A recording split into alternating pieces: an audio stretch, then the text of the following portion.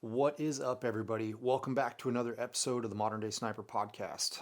I am Caylen, and I'm your host. And in this episode, I've got a really good friend of mine that's going to sit down and have a conversation with us, and that is Mr. Chris Camren. Chris and I have been friends for about 20 years now, and Chris is a hardcore Western hunter here in the Yakima Valley. He's also an avid precision rifle enthusiast, and when I say enthusiast, he's not in the competitive circuit. He doesn't use his skills to compete. He doesn't do that. He's more utilizing his skills as a rifleman to serve his hunting background, and that's what he's here to talk about. I think it's going to be a good perspective to get from an individual who's not chasing points on the circuit and who's truly trying to find the best information possible to make sure that the way that he develops his loads and the way that he practices is going to get him the results that he's looking for, because like every other hunter out there, he puts a tremendous amount of time, work, and effort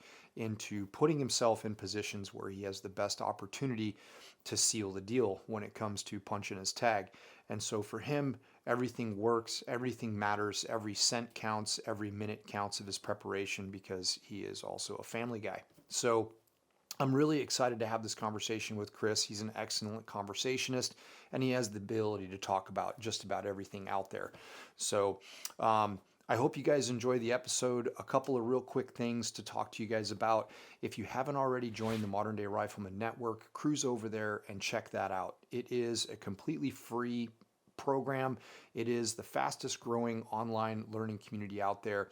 We are sitting at 10,000 members of discerning shooters just like you that are looking for solid information without all of the internet drama. So inside the Modern Day Rifleman Network, we also have our Modern Day Rifleman Advantage program, which is our subscription service where you're going to find mountains and mountains of information in there that's directly applicable to you as a discerning long-range precision shooter. Inside the Modern Day Rifleman Network is also where we host our online masterclasses, which are our long-form digital content that covers major topics of precision shooting that you want to know, and that's definitely going to help you out in your future when it comes to meeting your goals with a precision rifle. So that's all I got for you right now, guys.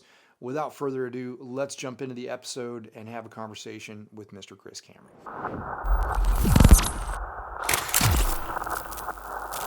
So you got notes. I'm a student. I'm a student too. Yeah. I'm a constant student. That's a student of the sport. I think I heard that from you. Student of the game. Stone Glacier did this film, Student of the Game. Not the sport. Well, I think they just used game because it was a headline, or a good title. But it is a sport. I mean, I can't believe that you haven't gotten yourself involved in NRL Hunter yet. I know. I have kids. Yeah, that's true. Yeah, I do a lot of scouting. That's true. And I don't know. Yeah, my dad keeps bothering me about shooting competition and stuff like that. Yeah, because he knows you do well. Well, and plus he wants to spend time with me too. He's 83. Yeah. So, I mean, there's that coming. So is he still shooting? Oh, yeah.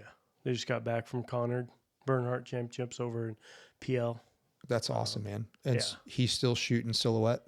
I don't know this man, right? He gets older. His eyesight gets worse. He goes away from scoped rifles. He's shooting lever action iron sights. Badass. Yeah. He says it's because as he gets older and he can't hold steady, he doesn't want to see. He doesn't want to see the wobble. He didn't want to see the wobble. Damn, dude. So now he's going to iron sights, lever action. That is so funny because it's stuff I want to talk to you about, but I want to have your dad on too. And maybe we'll do like a try. Yeah. It would be so fun because your dad has so much knowledge that of just marksmanship in general. And he's, 80. So he's 82. It's a journey. Yeah. He's 82. He'll be 83. Well, he'll be 83 May 1st. So. Yeah. Oh, and when I first met you guys, I mean, 20? It's been like 20 years now. It has. It's been a long time. It started out with this Marine guy from New York that had only shot turkeys and white-tailed does. We'll get into that story. We'll get to that story because some people have heard it, and it's fucking funny. By the way, I have to be very careful the last podcast that I did with my buddy Nate, I Okay. swore a lot, and Okay. I got in trouble for it. Oh, you did. Yeah. So we got to So tone. YouTube has we got can- a filter. Well, I mean, it doesn't matter, but then again, like I have had people say, man, I'd really like it if my kids could listen to some of your podcasts, but Yep. you guys cuss a lot. I get And it. so fair enough. I get that. Point Let taken, me know, guys. because I don't even know I know. if I cuss. I can generally turn it on and turn it off, but sometimes it doesn't work. And if I get into a conversation where it's like super animated and stuff, Yeah. it's like the perfect adjective to everything. Exactly. So, but your dad, when I first started talking to your dad, I had just, I mean, my journey of long range shooting was well en route, but my understanding of the depth of long range shooting was very, very narrow. Yeah. Because I was just coming from the Marine Corps perspective. And it wasn't popular. It wasn't, because there was really not a whole lot going on outside of the military, except for there were some people like Jacob Bynum. Mm-hmm. Jacob has a picture in his team room of him in 1996. And he's got, he's in front of this big hog that he killed with a 300 Win Mag, and he shot it at 1,500 yards. And he's from Texas, right? So like there was a group of dudes that were doing it, but not very many people were talking about it. So like Terry Cross, the guy who makes that Sentinel stock, he was kind of part of that. Frank Galley and George Gardner. Like, Gotcha. those guys were really the George, love that guy. originators. But your dad just opened my eyes to a whole other realm of silhouette shooting, different cartridges. Like I learned a lot from him by just talking to him. Right. And you'll see it's going full circle now, because Saturday at the Rocky Mountain Elk Foundation banquet, I popped my cherry and won a rifle. Did you really? Yes, What I did you win? I won a Weatherby Vanguard. Okay. It's got a Leopold scope on it, right? And it's 708. Well, Okay. 7mm odd 8 That's a cool cartridge. was what my dad cut his teeth with in silhouette shooting, because they, of course, 308, God's cartridge, right? Mm-hmm. They don't like that recoil. Yeah. Then they were I get it. chasing this equation of how can we get less recoil but still take the metallic silhouette rams And knock it away over. and knock it over Yeah. at 500 yards or Yeah. 500 meters. Yep. Sorry. Well, and that was, he started to talk about, so when I got out of the Marine Corps and I started to poke around up here in the Northwest in Washington about like, what's the shooting community? Like, where can I get involved? And I hadn't taught anything up here. No. Like I didn't You're do welding. anything. Yeah. I was just a welder. Yeah. And running the shop down there at Pacific CA. And when I would call around, like the ranges that these guys were engaging targets at was beyond. I was like, man, you guys are pushing 308s out at like 1,400 yards. And this guy, Jim the plumber, Okay. he was a dude up in Wenatchee, a very prolific kind of name in the long range shooting sports, pre-PRS type thing. And he ran the club up in Wenatchee. Okay. And I talked to him on the phone, and he's just like, no, man, we're not shooting 308s anymore. We're shooting 260s. And I was like, oh, okay. Right. Point taken. Roger this. So then I was like, 260 Remington. Let's learn about the 260 Remington. Okay. Taco, my best friend. Yeah. He's still shooting it. Yep. I get it. Shooting I at mean, 260. and the funny thing is that people will complain. They'll just be like, when the 6.5 Creedmoor came out, all the 260 dudes were just like crowing, and they were so upset about it. They were just like, we don't need anything different. Yeah. And it's just like, well, I mean, because the bullets were changing, and as the bullets were changing, the bullets were getting heavier. Yeah.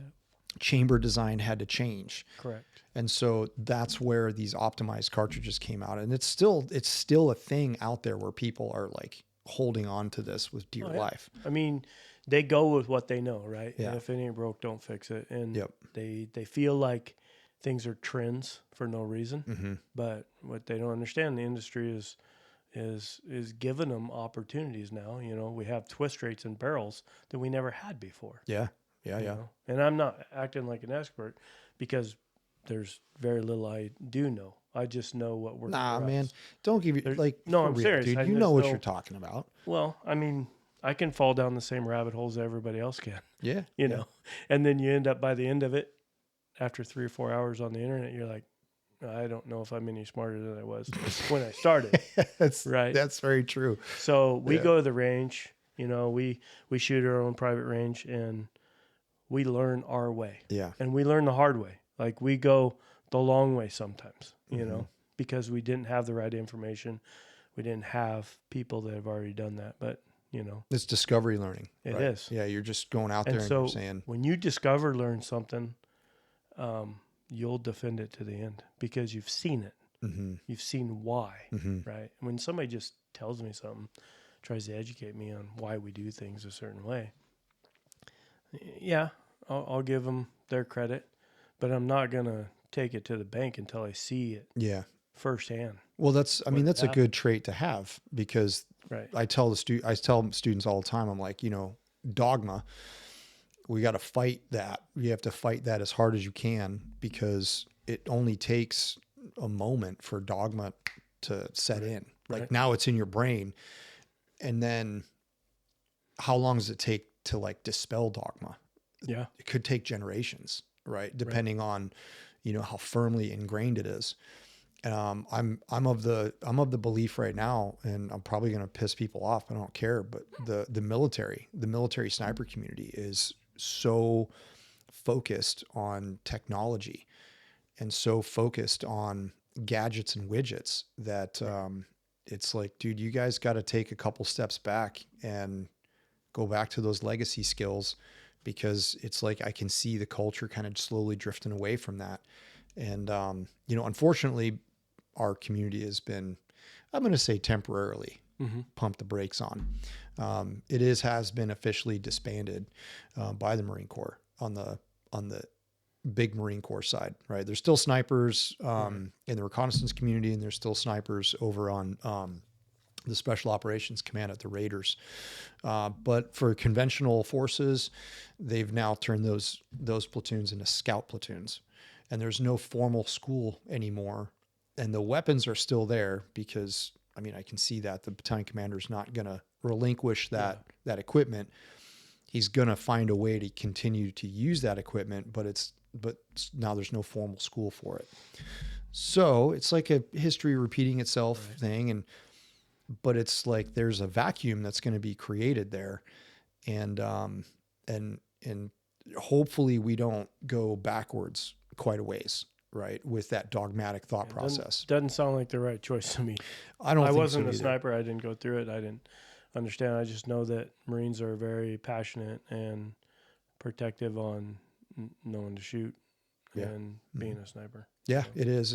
It really was painful for the community. It really, really was. And there's some people out there that have vastly different opinions, some of which are definitely not liked or appreciated. Right. And unfortunately, those opinions that are liked and not appreciated are coming from individuals at very influential positions, like up at the Pentagon level.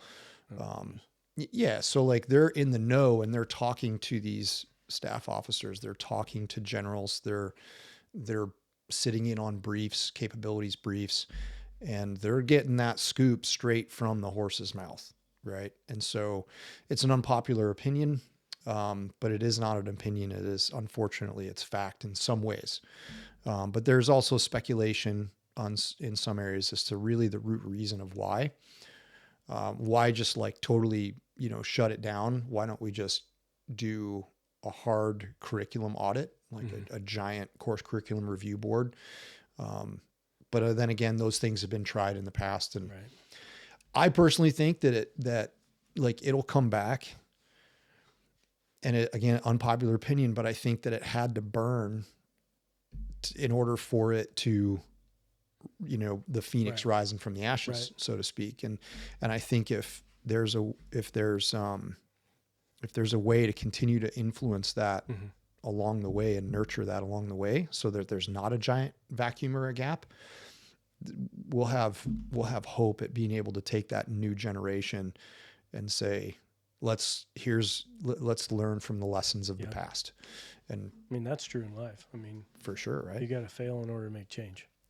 Dude, that's absolutely correct. And you have to be able to take that failure in and not make excuses for it. Yep. Because the ego always wants to make the excuse for it and say, come up with all these reasons as to. We did it in wrestling. I mean, there's only you out there, on the mat, and you got to figure out what you did wrong. Things ain't going to change in the future. You keep doing the same thing over. Right. And you're a wrestling coach, yeah? I was a wrestling coach, wrestling official, wrestled on the All-Marine team for a little bit at Quantico. No kidding. Yeah, took it to a level that I found out that I didn't belong at. Oh, okay, got it. Sergeant Anthony Buddy Lee was sixth in the Olympics at my weight, and he would destroy me every single day. He would tell me what he was going to do before he did it to me. Ooh, that's tough. Yeah. So and when you come out of high school, college, and you think that you're pretty damn good, and then you have a man turn you into a pretzel. Yeah, exactly. Damn. Yeah, just single-handedly dismantle you. He just took me apart. He did. Man. Yeah. I've been like when the Marine Corps came out with the McMap the Marine Corps martial arts program. Okay. Yeah, that I incorporated a lot of jiu-jitsu, martial arts, jiu-jitsu. MMA. Yeah. Yeah, when I was in the Marine Corps. It was line training. Yeah, it was line back, training? 2 down low. Yeah. Punches. I mean, but it was like they were teaching you to like rip dudes' hands out of their wrists and like, no, you didn't taught that. No. I got this line training. We got line training, and it was like, you threw sawdust in each other's faces, and you literally tried to kill each other. And if you weren't trying to kill each other, they were like, no, man, like do that again. And it was like there was zero jiu-jitsu, mixed martial arts. Oh yeah, man. Nothing. They're like teaching us to like crush people's skulls with your heel, your boot and stuff. And I was like, this is like real savage shit. Well, but when the martial arts, they knew. That's what they knew. Absolutely. When MMA came out and then the Marine Corps went to the mixed martial arts program, like all of those dudes like now geeked out on it. And so they were the guys that were leading the training, right? Because everybody's got to get spun up. It was part of your cutting score. It was part of your promotion packages now. So it was like, you had to be involved. And so like, man, I had a buddy of mine, Craig Wheeler. Some of you guys that are listening to the podcast know Craig. Super, super funny guy. He was super into Jesus. Big time. And he still is. He's a chaplain, and I love the guy. And he became my roommate after we passed the sniper in-doc together. And I asked him like, when you get roommates and stuff, you got a new roomie, you want to try to figure out what they are, who they are type thing. And I was like, hey man, so just trying to get to know him. And I was like, so like, what's your deal? And he's just like, I have a personal relationship with Jesus Christ. And I was like, Roger. Okay. I don't know what to do with that. I was raised Catholic, but okay, fair enough. Right. I appreciate the honesty. And so, but this dude was like a savage. He was a savage, and he loved jujitsu and he loved martial arts. And he was doing a demonstration on board. We were on float, and we were doing some McMap in the well deck. And Craig's like, I need a volunteer to demonstrate a hip toss. And he looked, and he was just like, Caylen, get up here. And I was like, no, you son of a bitch. It's going to be fun. This is going to suck, because Craig's just going to turn me into a pretzel, and he's going to love every second of it. If he knows what he's doing, you're not even going to get hurt. Oh, no. It was like, he demonstrated the hip toss, and he's just like, no, don't worry. I'm just going to, dude, I was horizontal, like 3.5, 4 feet off the ground, man. I hit the mat, knocked the wind right out of me. And he's just like laughing at me. And then he's like, arm bars and everything. Right. But I learned a lot from him. and he was also a good teacher in that regard too. But I didn't know that you wrestled for the Marine Corps. Yeah. I don't know how you didn't know that. Man, like, Yeah. well, I knew you were a wrestler. So that's how I got that. All that. That's not from high school or anything like that. No, the only reason I joined the Marine Corps was literally to wrestle in the All Marine wrestling team. Okay. So I was feel here like at YVC. a super huge jerk right now. No, don't. I mean, maybe we didn't talk about it. You're not a wrestler, so why would we talk about it? Really, no. That's exactly it. Yeah. And so I didn't earn All Marine status. So what they do is you convince your command to give you PTAD orders, right? Mm-hmm. You're gonna, usually you wrestle on your base team. You get a little bit of notice. You get a little bit of something, some confidence to where your command says, hey, you're not essential to your MOS.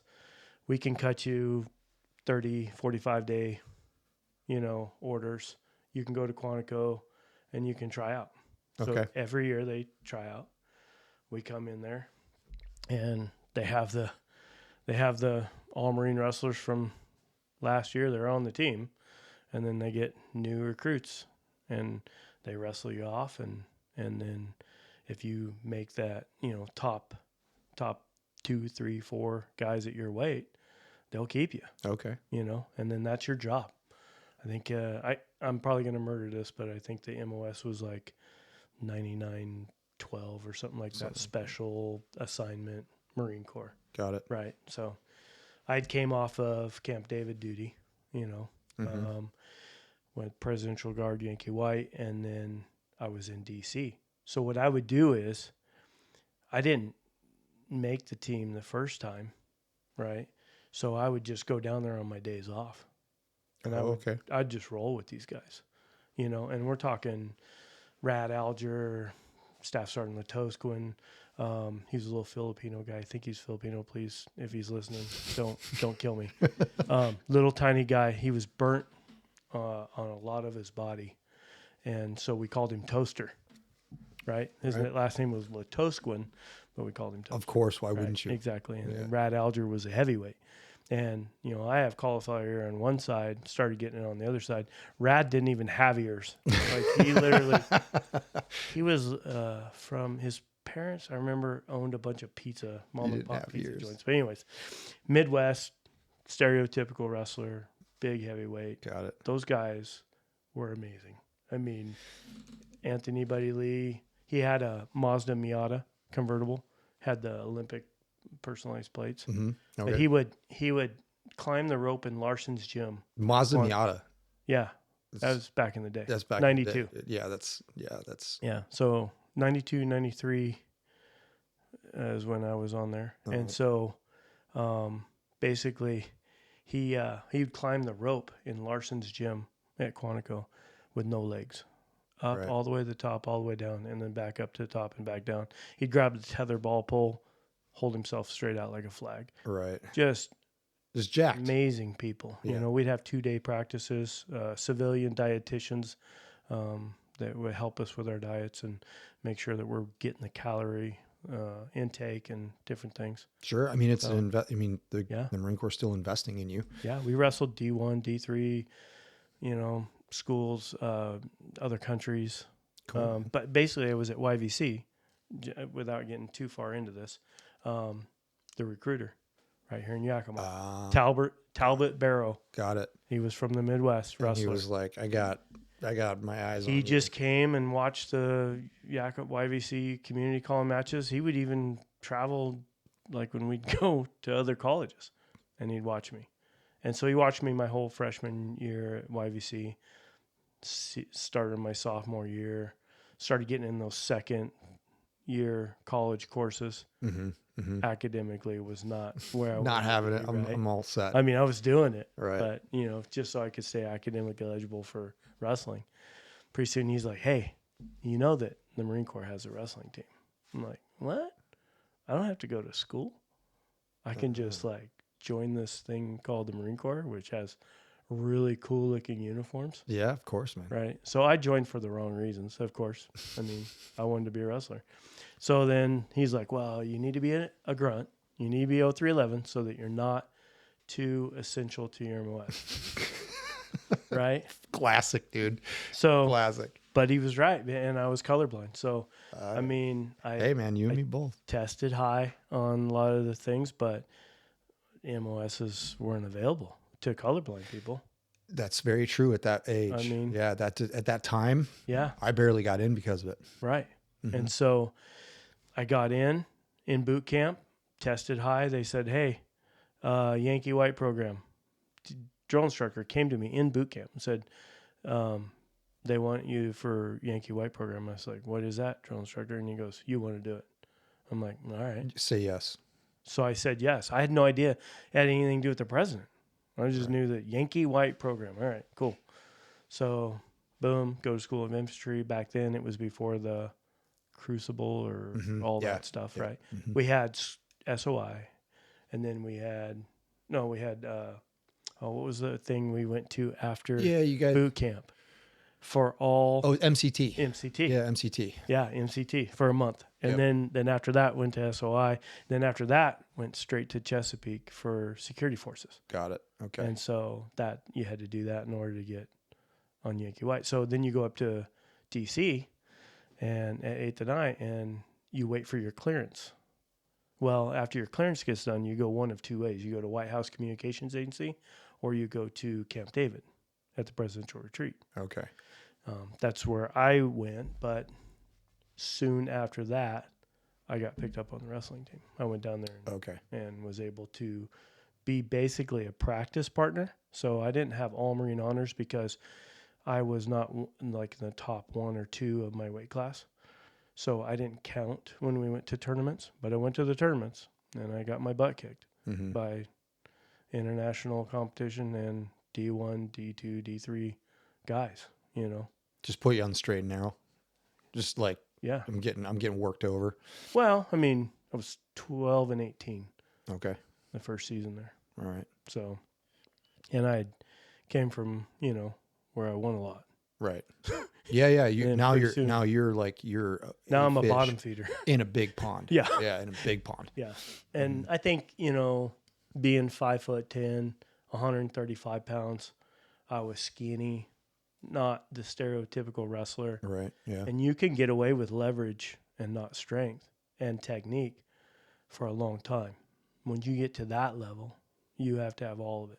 Got it. You have to have that compact, that core strength. You know, leverage is only going to get you so far.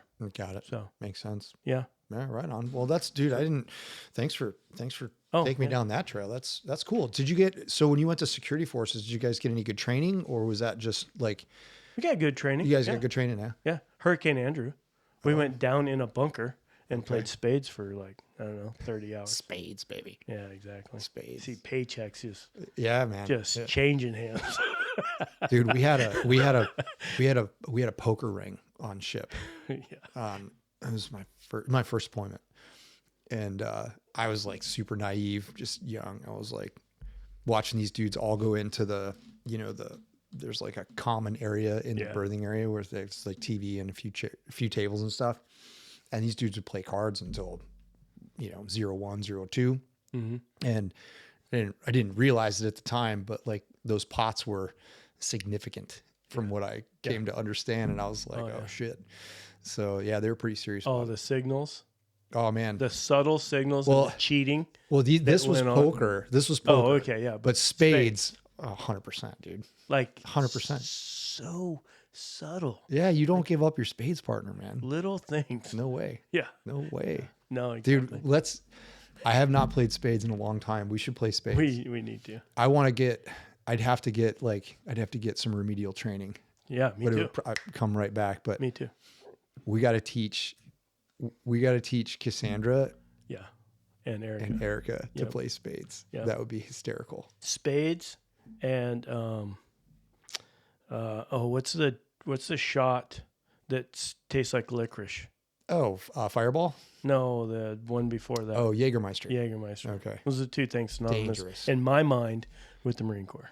That's synonymous with the Marine Corps for you? For me, that era that I was in, you drank Jägermeister. Right. And you played spades. Yeah, I'm trying to think. What was the... So I was in 91 to 95. When did you go in? 97 to 97. 05. So you just basically picked up. Yeah, just a generation behind Yep. you. Yeah, everything was just like, I mean, everybody in my platoon was, well, my sniper platoon, everybody's a cowboy pretty much. Everybody was Yeah.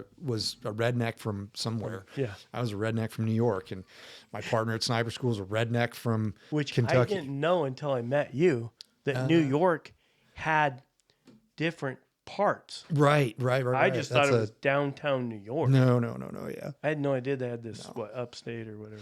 People call it upstate, but it's really Western. Okay. So like upstate would be the Catskills, Lake Placid, the Adirondacks. I could live there. No, I'm sorry, not the Catskills. The Catskills are down south. The Adirondacks.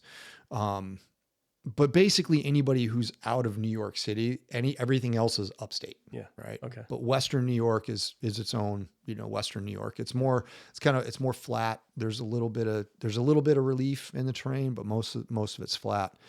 The Adirondacks are, that's where they got some more relief, and it's more mountainous. Yeah. As well as the Catskills. But, yeah, I mean, it's all rural where I grew up. So everything was farmland. Like I grew up And I working wouldn't on a have thought farm. Just my narrow-minded growing up, and not to get into other things, but like I didn't know about racism, right? Sure. I grew up here. Right. All right. And so we go back there, we go to boot camp, and they teach you everybody's light green Marine or dark green Marine. Mm-hmm. Right? That doesn't matter. And it didn't matter to me. It didn't matter to anybody. Yeah, that's right. That's an interesting point.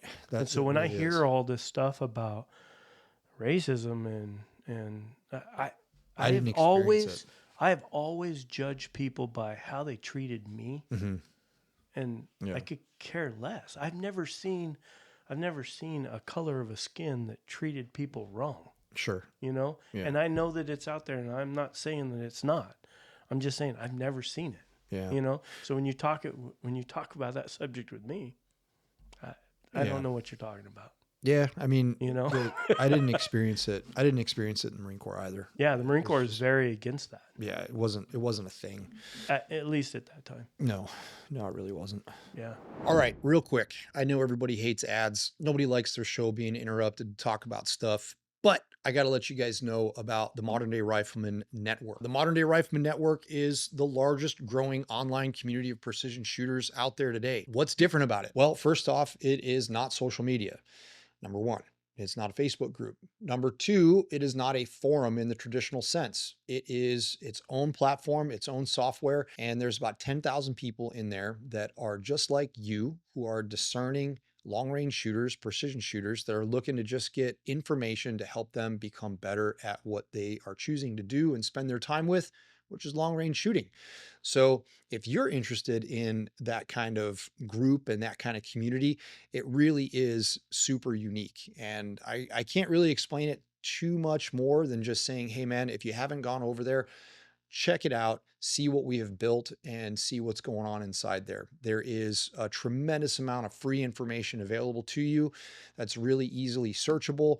And it's really, I mean, I'm a little bit biased, but I think it's really well organized and easy for you to find the information you're looking for. So on top of Modern Day Rifleman Network, on the free side, we also have our monthly subscription service called Modern Day Rifleman Advantage. And inside that, you're going to get access to about 4 hours of content a month, as well as monthly dry fire drills or daily dry fire drills, training sessions, and another internal community inside of that. It's like a Patreon thing on steroids, right? We have tons of information in there, and our content vault inside the Advantage program goes back like 5 years. So there is so much information in there. It's kind of mind-blowing when we look at it.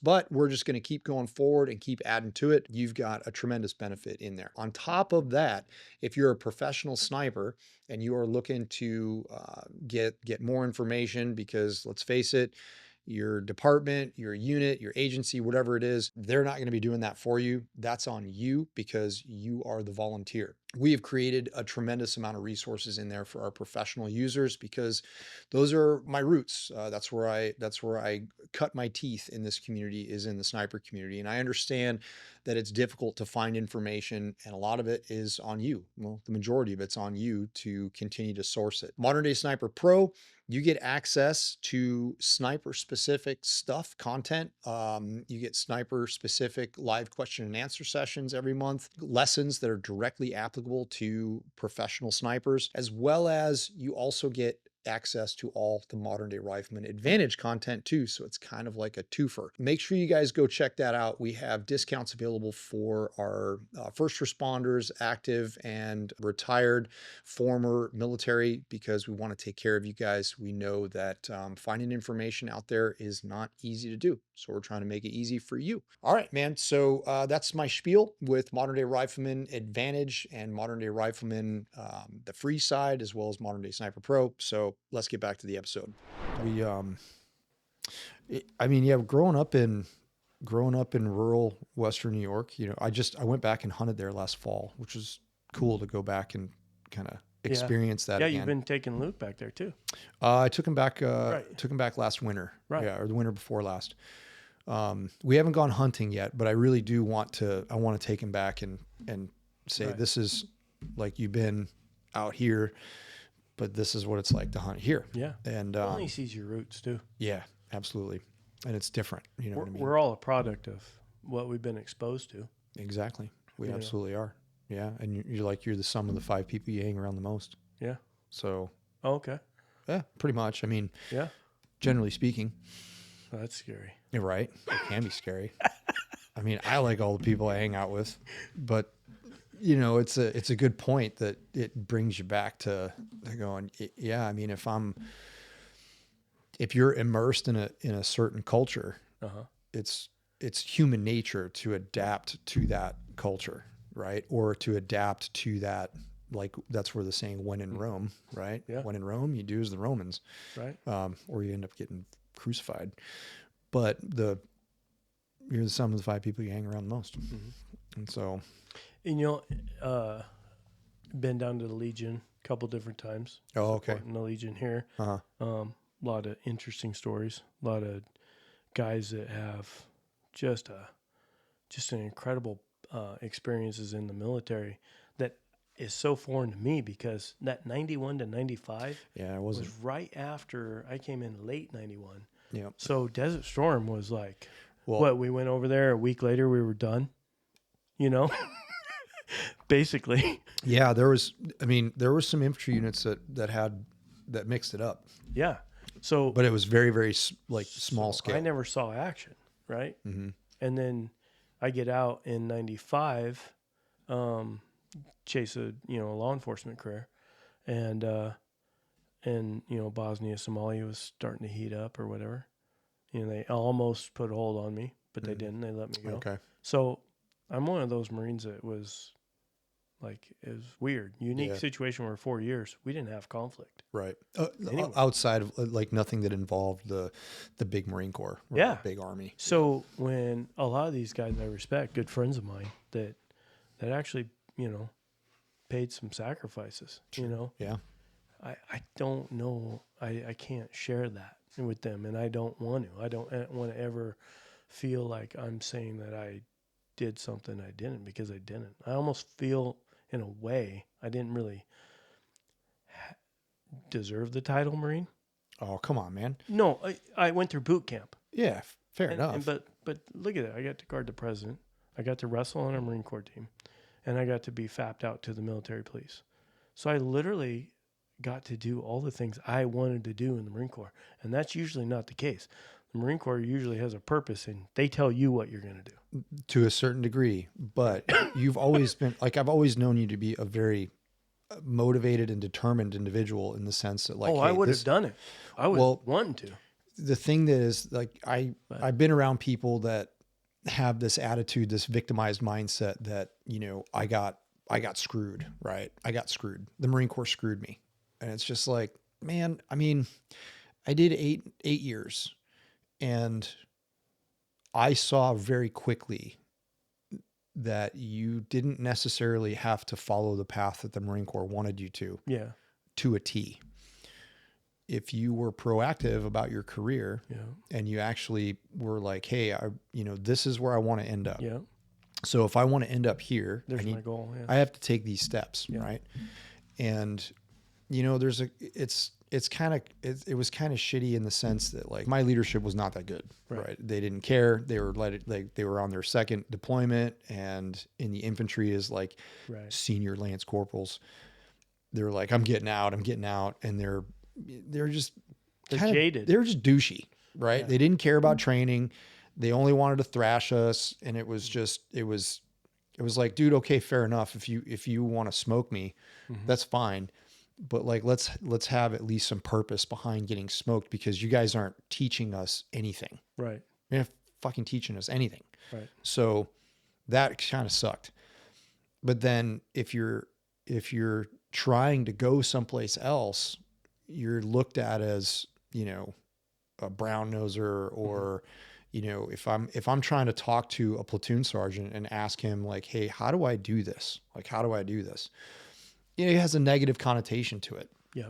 And it's a maturity thing, right? It's just young men being the maturity level at which they are at that point in time in their lives, right? And so, I mean, there's a reason why we can't rent cars until we're 25. So that's exactly what I took away from the Marine Corps. I had a really good upbringing. Mom, dad in the household. Grandma lived with us. I was kind of spoiled. I didn't really get a feeling of independence or that I could do it myself until I went in the Marine Corps. I mean, you do everything exactly by yourself. And the Marine Corps rewarded me when I put forth the effort. Mm-hmm. And so I had 4 years of nothing but positive experience with them, because I knew that, if I went for Meritorious Corporal Board, and I did all the work prior to it. That's how I got promoted to E4, was Meritorious Corporal Board. I mean, things were set in place. They had a system. Mm-hmm. And it was very easy to me that if you wanted to advance, I mean, that's what you do. You could advance well maintaining your integrity. Unfortunately, I never got treated wrong, or you probably never gave anybody a reason to treat you wrong. No. I mean, they were cool. Yeah. I mean, and that's it on the infantry side of the house. I don't know. Maybe not so much. Yeah. Because you're just around angry people. Yeah. And that's what I heard. It was a lot different in the fleet. Yeah. I mean, when I checked into my first battalion as a lance corporal, I mean, the battalion had just gotten back from a 5-day field operation, and it was Friday night of a 72, with Monday being the last of the 72. Yeah. And it was like, I don't know, 20, 30 by the time the vans picked us up at Margarita Division. Yep. And then we, get driven over to Camp Horno and then you check in, and the dude that's checking you in. I wrote a lot of speeding tickets. I bet you did. Yes, man. Fucking MPs, dude. Yeah. So you're checking in, and the guy that's checking you in, he's like, he would rather be doing something else, right? And then you're going to your battalion, and you got your sea bags, and we were walking across the grinder. There was 6 of us, and it was like, dudes were throwing beer cans at us, telling us they're going to murder us, whistling, hooting, and hollering. And it was just like, whoa, okay, roger this. Like, I mean, I didn't expect it, but it was like, welcome to the fleet, bitch. Yeah. Like, get ready to strap it on. So we did have that. And in fact, it made national news on 60 Minutes or Phil Donahue show or whatever. The Hell Night. Week at 8th and I. 8th and I. Oh yeah. You guys did get blasted for hazing at that point in time. That's what really brought hazing to the surface. It did. Because my generation was like the end of hazing. Yeah. And so and there's a difference between training and hazing, 100%. Mm-hmm. And that's like where I was striving to go to organizations in units that were more about Right. like ridiculously difficult training. If you make the training, if you do your homework and you do your curriculum development and you see what the end goal is, like, hey, what do we want these people to be able to do at the end of this? Well, then we just, we backtrack and we say, okay, well, we need to enable them to get here. So how do we enable them to get here? Well, there's this step, this process that we're going to take. And if the training if the end state is difficult enough to achieve, everything, all of the enabling things that you have to do to get there, you don't have to haze anyone. The training should be hard enough as it is, right? Correct. And so, I saw it firsthand, right? And so I can speak to it. Some people didn't see it. At 8th and I, you have the silent drill team. yeah, Very, very prideful. well-known organization for sure, but like world-renowned. The body bearers for the funeral detail. details, right? And then you had the presidential support Yankee White Guard. So those are the three. They're there. Oh, and the Marine Corps band. They're there. Yeah, right. Right. Mm-hmm. You have all the top generals in their housing quarters. And so Hell Week is just that. It's you're treated like the bottom of scum. And and there's reasons for it. And I see what it is. It's a feeling of belonging. Everybody wanted to go through that. It even though it sucked, you wanted to have that rite of passage, right? And also the things that they're doing to you, if they can't break you, then if you're a prisoner of war, no, I don't know. I wasn't over in the other side of the pond, and I was never a prisoner of war, and I was never around the enemy. But from what I could understand, if they're going to try to break you, they're going to try to get you to talk. They're going to treat you not like you want to be treated. Yeah, and it's from right. Yeah, no, and it's not a good. It's suboptimal at best. If you can keep your composure and you can keep your thoughts inside and not go crazy, and keep hope, and make it through that mentally, then you're just stronger and you're a better person in my mind. Now, is it necessary? No, it's not. Like you said, if you can reach the same objectives, but yeah, I get and that's that rite of passage, the protection of the badge, that sort of thing. Yeah. And what happened there at 8th and I, basically 2 Marines, there were substandard Marines in a lot of different areas, used that as a reason why they became substandard. Yeah. Now, whether or not that's true or not, I don't know. But they blamed the hazing for the Marine product that they became. And so then they outed a bunch of people. So who ordered the code red? Yeah. They had videotapes. Oh, yeah. They released it to the press. Yeah. And that'll do it. Yeah. And so a lot of Marines were upset that badge of honor or that thing, just like shellback, right? Oh, yeah. We crossed the equator, that kind of stuff. Yep. And mine was aside from the shillelaghs, mine was pretty legit. We ended up being Goldens because we did like the date line and the date line and the equator at the same time. Oh, so we were. So that's a whole nother level. That's a whole nother level, apparently. Yeah, I didn't even know. I don't know either, but I mean, it was legit. We had a legit WOG day, and again, like that rite of passage that you're talking about. Right. I mean, I remember looking through my uncle's float books, right? When he deployed, he was on board. Dude, he was on board the same ship in my amphibious ready group in 1971. How is that even? Dude, the Navy keeps ships around forever, apparently. Right? So, yeah, I'm telling him, I'm going on a Westpac, and he was like, oh yeah, what boats are in your ARG? And I was like, I'm going to be on the Boxer. That's LHD 4, and then I go LPD 7. And he finished he's like the Cleveland. And I was like, how'd you know about the Cleveland? He was like, I floated on the Cleveland in 1971. Crazy. And so then I remember looking through his float books, and there was a picture of him during his WOG bay, and he had a I mean, that was back when. How cool is that for you? Oh, it was badass. You know, It was super cool. It's like a continuation of the heritage, right? Yeah. And so the Navy guys in his book, they all had beards. It was back in the when you could have beards in the Navy. Yeah.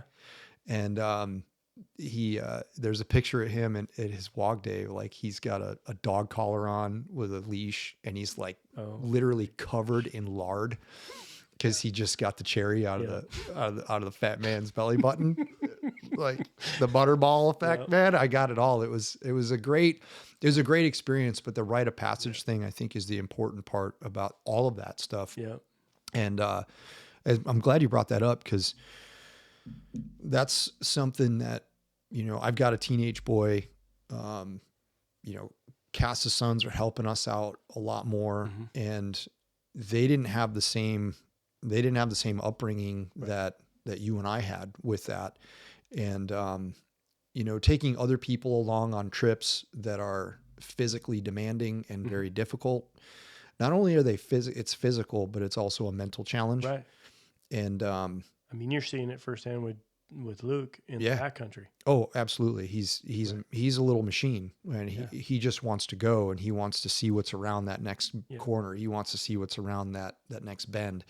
And I can see that he's got that spark. But as a father, how awesome is that to know that when he's faced with adversity, right? He's faced with stuff in the backcountry that happens. Right. All of a sudden, unexpected, that he's not going to panic. Right.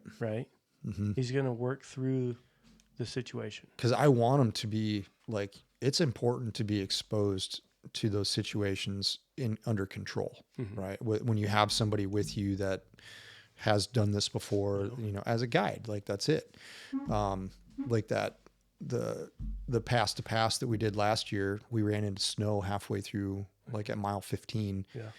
And for the next 15 miles, it was just like slogging through snow, and his feet, everybody's feet's soaking wet from the time you come out of your tent in the morning until, you're done for the day. And he did fantastic. Yeah. And there's a couple of times where he got a little pissy about like, things like having to crawl over logs with his pack on and stuff. And you're never going to be happy 24/7 in the backcountry. No way. And if you are, you're like, I don't know what you're doing. Yeah. And maybe this is a good time to segue into the story of how we met. Sure. Absolutely. Man. Yeah. Perfect. Let's do it.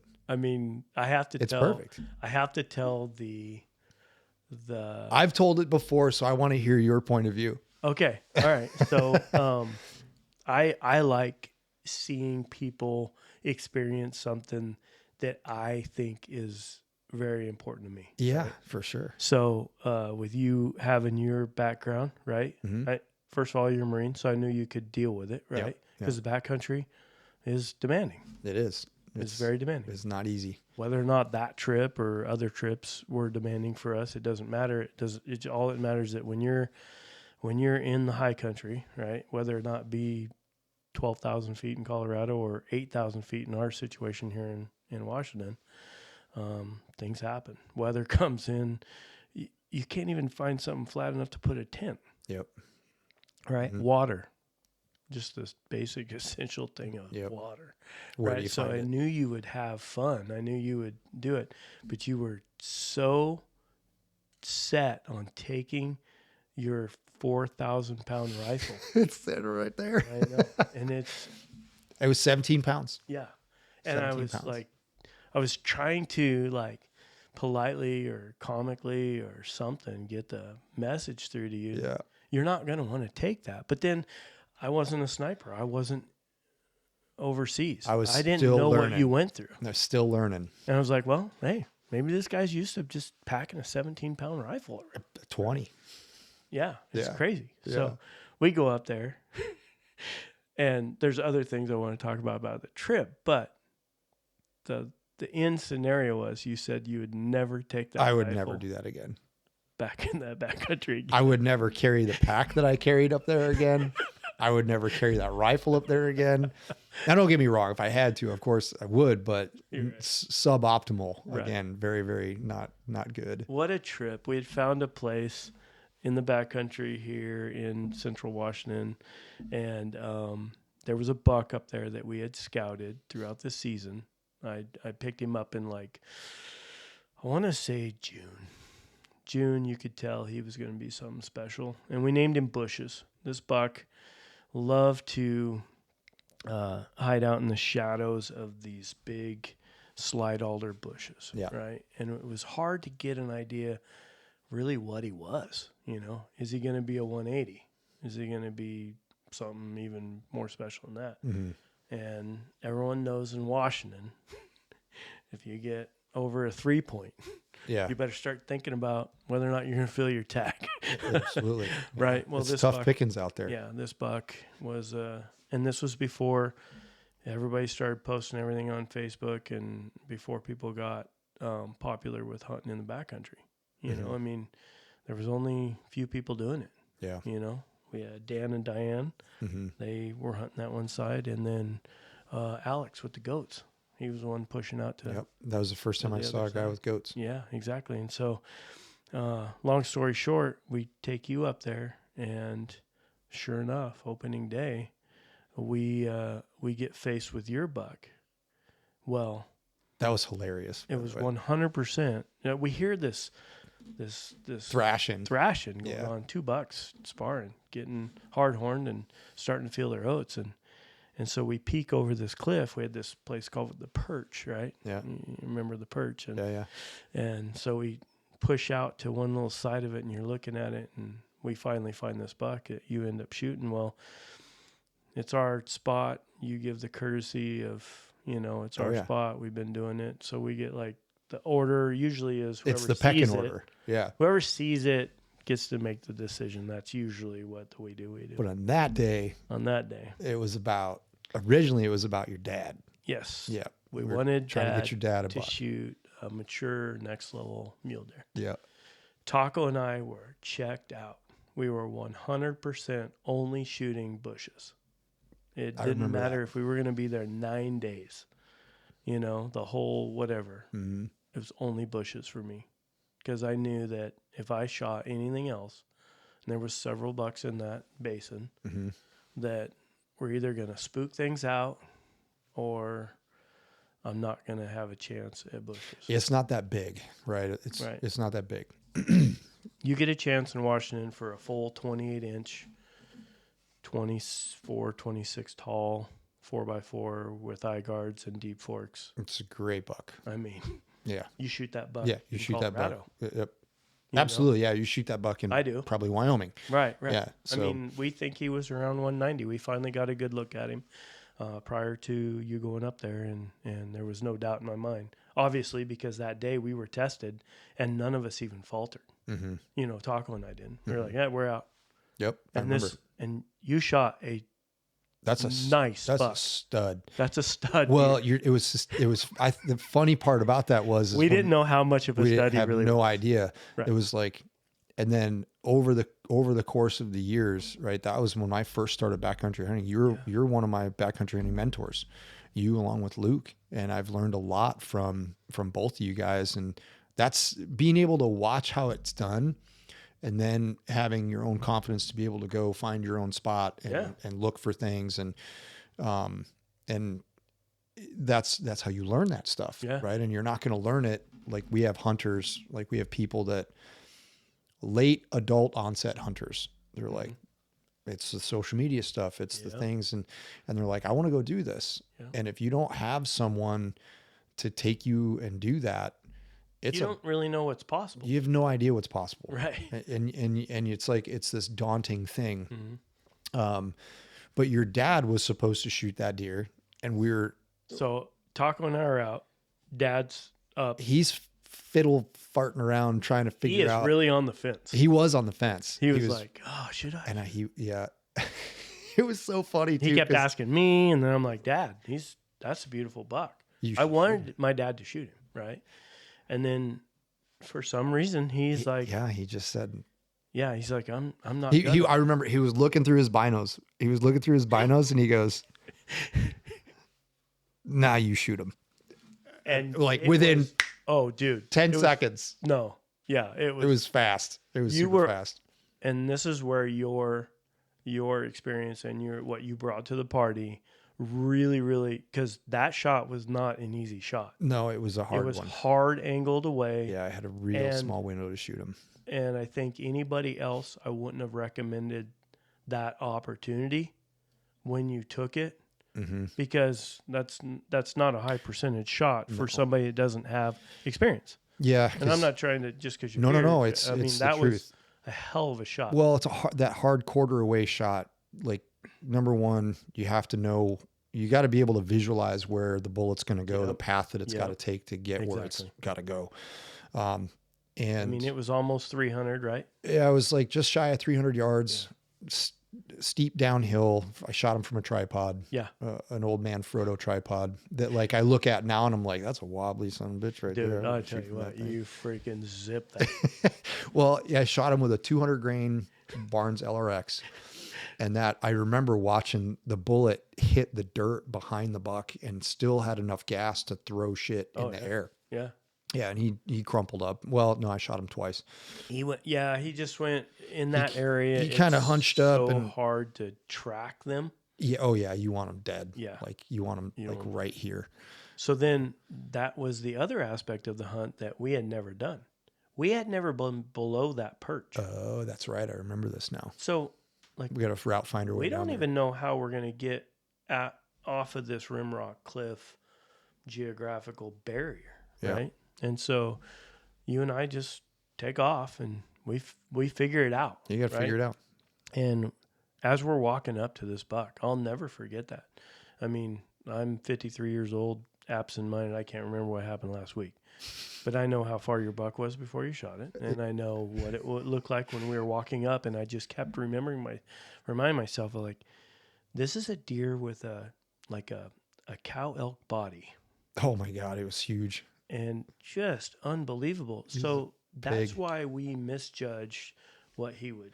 Well, I remember, so as soon as I shot, your dad was still looking through the binos. And again, this is another one I'll never forget. He was just like, I think that buck's a lot bigger than you think he is. Yeah. And when you and I got there, we had these little walkie-talkies, and we called up there, and I'm like, Dad, you made a mistake. Yeah, for sure. This buck is a stud. And he ended up being over 26 inches, right? Yeah, he's a nice buck. He taped out at like 164. Yeah, I mean, tape-wise, he was more impressive than what his score was. For sure. The way that the fronts are and his frame, it's just a quintessential mountain mule deer buck that was almost a 3-point. Yep. Yeah. So he was the king of that half of the basin. Yeah. I mean, that was his domain. He might have been on that half because of what bushes was up on the wall. Higher up, yeah. Yeah, up on the wall. Yeah, that was an educational trip for sure. I like learning a lot. I mean, I remember you picked up the trekking poles. Yep. Putting the loops over and setting your rifle on that. Yeah, that's a great trick. Matter of fact, I was just talking to some people about this. Well, I went to Africa a couple weeks ago and got back, and that was my second time to Africa on like a full hunting trip, and I learned. It's weird because we did the same kind of thing in 2016 with the ELDX bullets. Yeah, the ELDX bullets. I'm more talking about the. Move your mic. Okay. I'm more closer. Yeah. Just like that. I'm more talking about just the shooting skills. Okay. And so this trip, I don't know, maybe I'm more mature and I'm looking at things from a marksmanship perspective a little bit differently. But I don't remember having these same feelings when I came back from the first trip in 16. Okay. But this trip, I was just like, man, we carry a lot of shit. You know what I mean? We carry a lot of stuff. And when you watch the PHs do their thing, they are minimalistic to their core. Like, right. They jump off the truck with a set of shooting sticks. Yeah. Binos on like just a simple strap sideways under their armpit. So weird. And all they do is they grab it and do this. Yeah. And then they put it right back. Some of the guys have rangefinders in their binos. Some of the guys don't. Yeah. And so most of them are shooting, most of them, the weapon of choice over there, the cartridge of choice is usually a 375 for plains game. And a lot of guys, there's another dude over there who was very knowledgeable on cartridges, and he was talking about 6BRA and stuff. And so, oh, hell yeah. What do we got? What is that? 375 H&H. I need my glasses. I brought it for you. Did you? 375 H&H. I want one. I want to build one. Not to go off of your thing, but there it is. Oh, that is the bullet that Rick, Taco, and Drew and we are going on a dedicated coyote hunt with 375. with 375 H&Hs. We do have one guy with a 338 Win Mag, but savage. we are going to have some That's savage, dude. video. That's a 350 grain Sierra Match King. They were on closeout because it's so hard to load this in this casing without getting past the ogive. Yeah. So I just recently had my 375 H&H gunsmithed out to a Wyatt box so that it accommodates this 350 grain. Oh, right on. That's badass, man. Hey, is this the same? Is this is the parent case for this, or is this the parent case for the 300 Win Mag? I don't believe so. Yeah. Okay. It looks like it's more. It looks like it's got a deeper taper to it. Yeah. All I know is that when you shoot the 350 grain bullets in this case, the suggested powder, you would never guess. What is it? Varget. It's a heavy bullet. Yeah. Yeah. It takes up so much case capacity. Yeah. That you cannot put 4350. You can't put It's too fast. any of the Or it's slower too burning slow. powder. Yeah, you're getting pressure out. So yeah, you end up not getting enough. So Varget, literally 52 grains of Varget. Hey man. Yeah. Cool. The only reason I brought that for you is because I recently built that 375 H&H because my dad, What'd you build it on? Well, it's a Winchester Model 70. Okay. Right. It was made the year I graduated high school. Okay. That's why I picked it up. A little bit of sentimental value. Plus my dad, I have all stainless synthetic carbon fiber stocks, right? Yeah. My dad, he is wood stock done guy. wood stocks all his life. He's been refinishing wood stocks. Everybody in this valley has a gun that my dad has refinished a stock on. Okay. I didn't have a wood stock. So this gun had a wood stock. We sanded it all down. Dad did the whole deal. And so now I have a rifle that whenever, he's no longer with us, I'm going to have that wooden stock refinished by him. That's awesome, man. That's really, really cool. In a cartridge that I literally have no reason to even know. That's a thump, dude. That is a thumper. Yeah, because reading just preliminary on this, 260 to 270 grain bullets are what they're wanting now instead of the 300 grain. What's the reasoning behind that? Because the increased velocity actually gives them more. More expansion. And they give them more energy.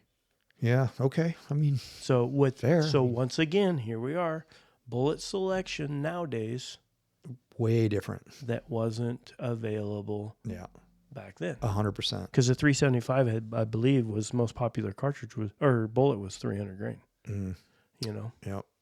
And so the minimalistic approach, I liked it because okay, so yeah, back to Africa. And they would jump off the truck, they'd have a rifle, they'd have like this, they'd have a little belt bandolier of maybe 6-8 cartridges, no water. I watch it all the time and it just blows my mind. They go, right? And I'm thinking about like the last NRL hunter match that I shot.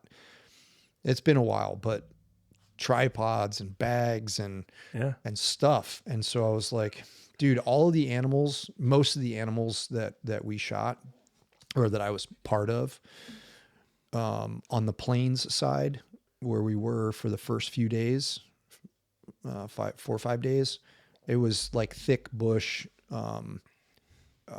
Everything's got a thorn on it, and you're only going to shoot from the standing position because that's the height that you have to get over the bush, right? So you have a bunch of back and forth because the rifle's like centered. Well, so their shooting sticks, the first time I went to Africa, they were using traditional, like a tripod, lashed together. I took pictures of it because... But you still don't have forward and back stability. You No. have like a center pivot. Correct. Yeah. So That scares the hell out of me when I'm shooting. well, I need to get you out on the range because there's a solution to that. Okay. And with practice, with a real short amount of practice, Okay. just like focused, hey, pay attention to this, and do this. Mhm. And all of a sudden you'll be like, whoa, that makes a big difference. Just doing these 3 or 4 things, because that was their complaint. They had European shooting sticks. Okay. You know, the V, Yeah.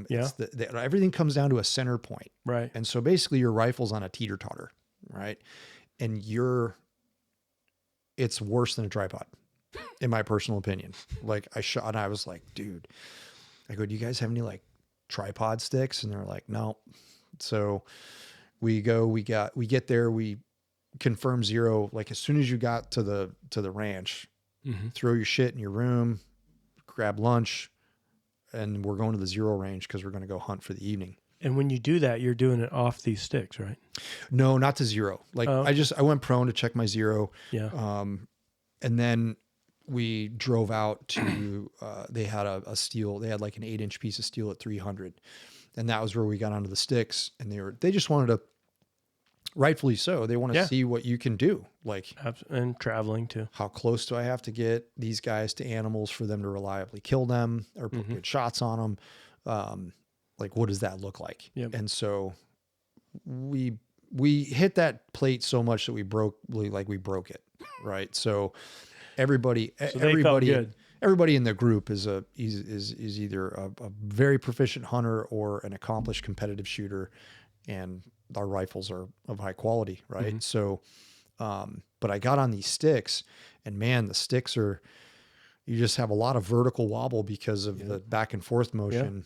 And you combat that by making sure that your hips everything's got to be stacked vertically.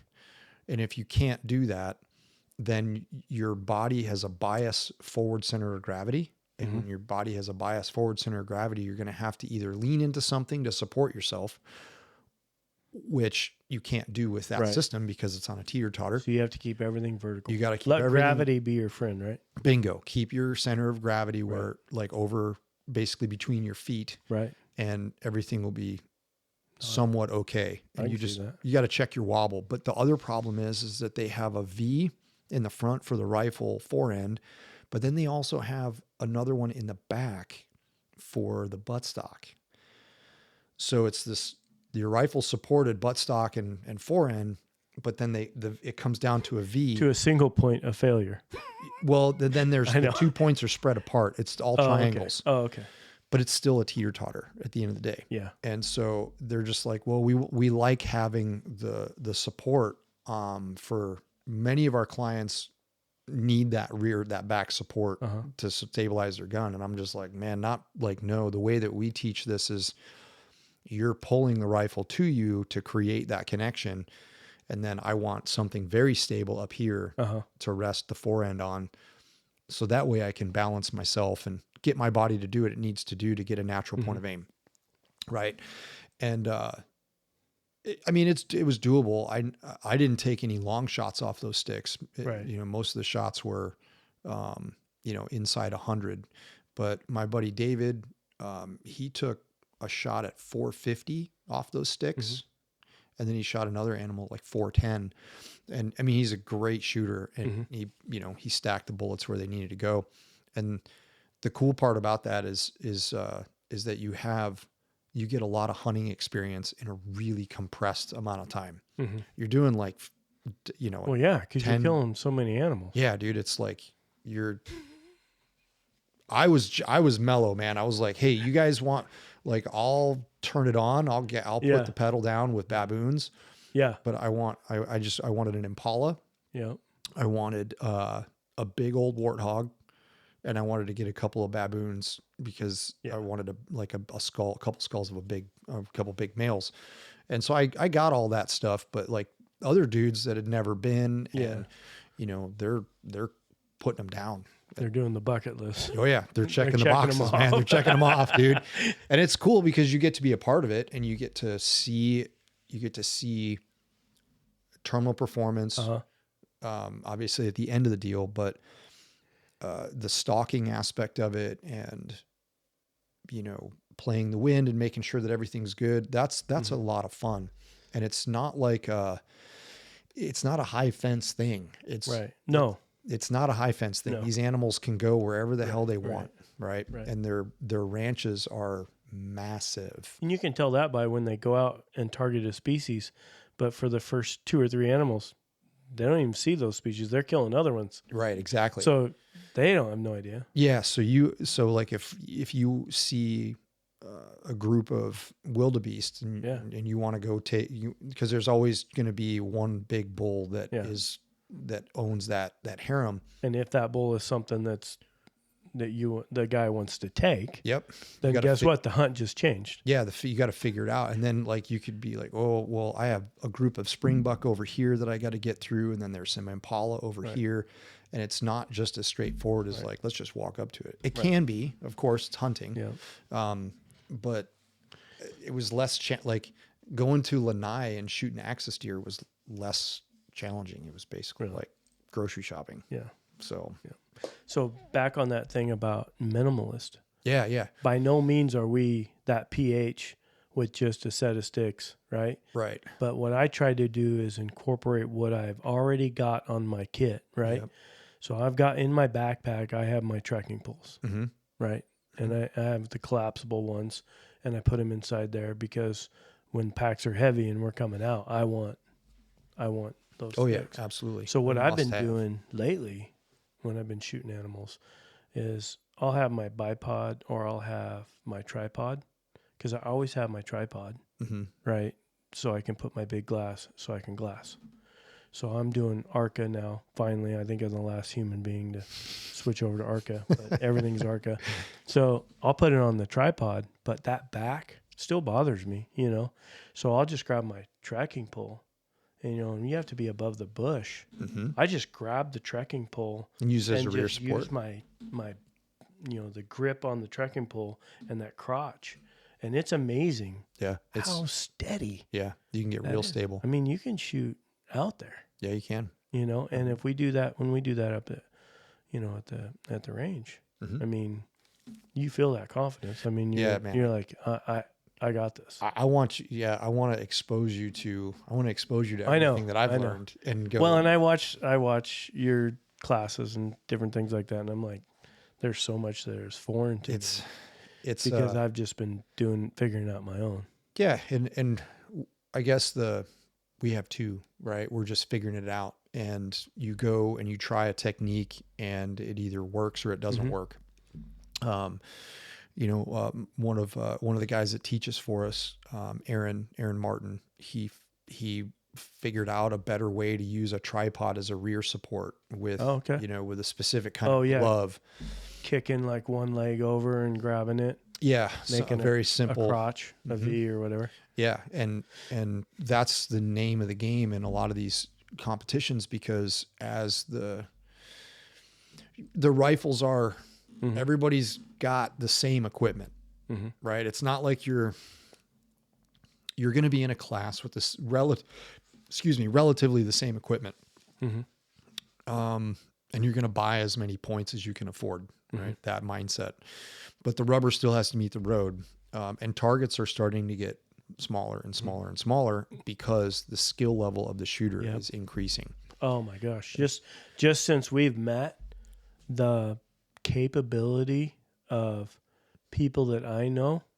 I mean, we used to think long range shooting was 500 yards. Yeah. I remember when you shot that other big buck up in there, and that was a 525 yard shot. Yeah.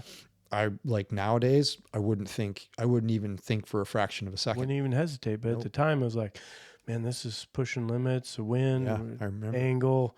I mean, I was like, there was a lot of things, a lot of demons in my head before I pulled that trigger that, is this going to be a factor? Is that going to be a factor? Am I not incorporating this, I mean, it was so crazy.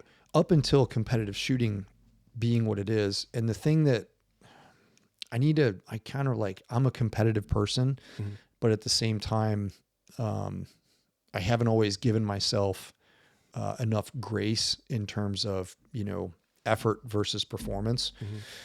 And the level and skill of shooters has reached the point where if you do want to be at the upper echelon, you have to train. Right. It's not like you can go and be like, I didn't shoot a match for 6 or 7 months and pick up a rifle and go to a national level event and expect to do well. It's just not going to happen, because targets are really small and the skill level has grown exponentially. Yeah.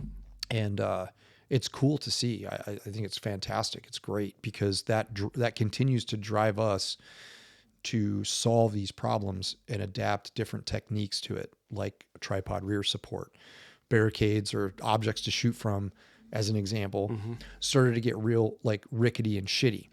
Well, how do I negotiate this when I got to try to hit a 2 MOA target at 600 yards, Right. in 15, 18 mile an hour winds? Right. Okay. So we got to figure this shit out. If I'm on a bag and I'm balancing the rifle on a support bag, I'm going to have a lot of wobble from the barricade itself. And so what dudes eventually figured out was, if I pull the rifle farther back on the forend and support it with a longer lever, and then I just use a tripod to support the rear of the gun here, dude, this is like as solid as prone shooting. It is. And then specific bags that would mount to Arca rails for that particular technique were developed. And I've got a tripod from Really Rite Stuff that was developed specifically with inverted legs and only one section to facilitate that. There you go. So it's driving, innovation. And it's like Precision Rifle Series, I would say, is like the F1 of racing, right? It's like, that's the upper echelon. And, believe it or not though, like the most proficient shooters, there's a guy here in Washington State, his name's Nick Godarzi, phenomenal shooter.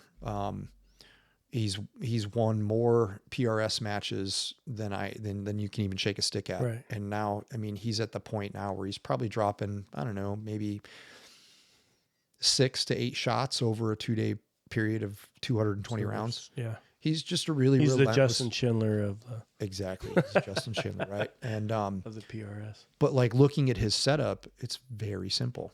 Yeah. He shoots like he's shot the same cartridge bullet powder combination for years and years and years, and he doesn't deviate from it. And he also shoots a lot of volume, right? So learning that it's not always about the gadgets and the widgets. It's really just about marksmanship. Well, they say the fear of the man that only owns one gun. Yep. Because he probably knows how to use it. Yep. Like when I was shooting my 308 for years, we didn't have turrets. Yep. I killed most of my animals prior to meeting you with a 308 that I knew that I was 7 1/4 inches low at 300. I got a 200 yard zero. And then from 3 to 4, you tripled it. So I'm looking at 22 inches.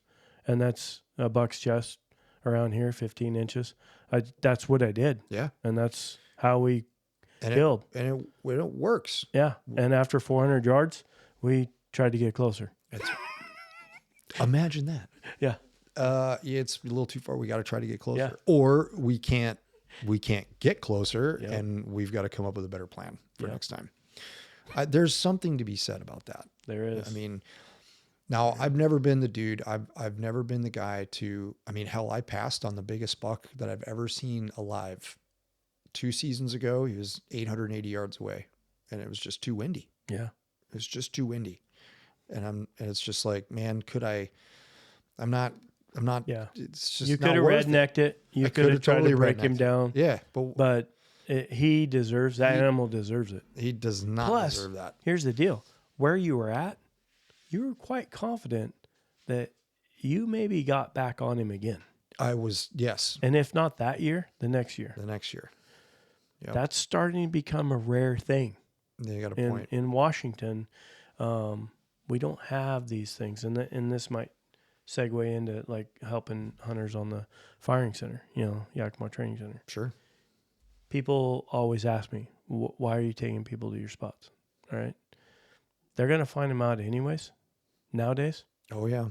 There's very little secrets left. There's not. If you have a secret left, keep it to, in your back pocket. But if it's something that everybody high profile and everybody knows about, you might as well be involved in the fun. Fair enough. Yeah. You know, guys draw a tag. Your buddy last year. Yep. Remember with the elk? Yep. You told me, you say, hey, solid dude, might need some help. Can you at least just kind of put him in the right spot to scout? Well, I And knew you weren't that even asking. You weren't even asking to be put on an animal. well, and I knew that you had a tag in that unit before. Oh, we hunt general season in that area. Yeah. We're quite familiar with the animals in that Yep. in that area, and and it made me feel so good when another human being, a stranger that I didn't know anything to, right? But in the conversations I had with him on the phone, you could tell he was a genuine guy that has played this system in Washington that we have to play, waiting 27 years for a mule deer tag like I have. Yeah. And this guy finally drives the tag, and he goes up there and he ends up killing a 394-inch bull with his muzzle loader. Not So badass. Not only killed him, but had a cap snap on him. Right? Yeah, that's right. And had to go back and relocate the bull days later. And when he sent me the text, he's like, hey, thanks so much. We killed him in Chris and Curtis's bedroom, elk bedroom. That was the waypoint you sent me. And I'm like, right. That's awesome. That's awesome, man. That's awesome. It's I see your point of view, man. I see your point of view, and it's kind of, I think it's the same thing with me. Like, I want to see my students do well. Right. I want to see my students do well, and I want them to surpass me. If that's the way they want to go, then dude, here's the keys. Like, this is how you do it. Like, go. Like, your success is my success, in the sense that that's where I get, like, that's where the juice is for me. Right. And your buddy, he did all the work. He went up there, he scouted. He was relentless. I mean, he kept sending me messages like, hey, what do you think? This is what I'm seeing, da, da, da, da.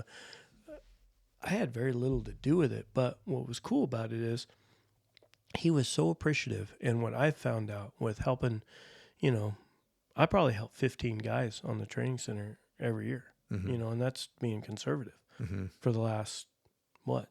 It's been a long time, 15 years. Yeah, if not more. Well, I've hunted it 38 years, but helping other people, probably 10, 15 years, because I finally realized the state's probably never going to give me a tag.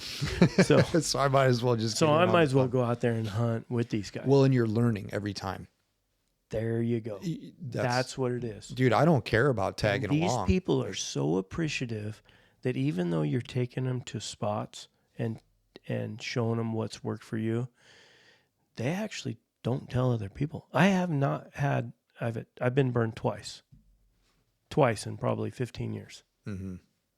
Right? One of them's never going to do it again. I can guarantee you. Right. The other one, whatever. But everybody else is like, this guy didn't have to help me. Right? Yeah. But we had so much fun. When you see 40 and 50-year-old men, their chin quivering because the animal just hit the ground. Like, it was so emotional. Yeah. It's crazy. People, it's a culture thing that you grow, like, if you grow up with, like, you understand the meaning behind that. And, like even bringing the rite of passage thing back into the mix, or full circle, that's a very important part of that whole rite of passage thing. Yeah. It's a big part of it. Yeah. We've had this conversation many times, even in our household, about rites of passage and how important that is. And we don't have it anymore. Like, cultures of the past, they had a very specific process of rites of passage. Right. And now it's kind of almost been maybe even a negative aspect of society. Society looks at it and says, that's terrible. Like, or, it's the emasculation of society. Right. It's almost like it's frowned upon against tradition. But yeah, absolutely. It's almost like it's trying to be broken from tradition. But it's in your DNA, man. Like, it's part of of us as human beings. And you can't, like, young men want to have that. They want to, whether it's conscious or subconscious, it still exists. And if it's conscious, it means that the subconscious is brought to your awareness, and you're like, oh shit, like I need this to be, I talked to, we just talked to my buddy Nate on a podcast. We touched on this a little bit.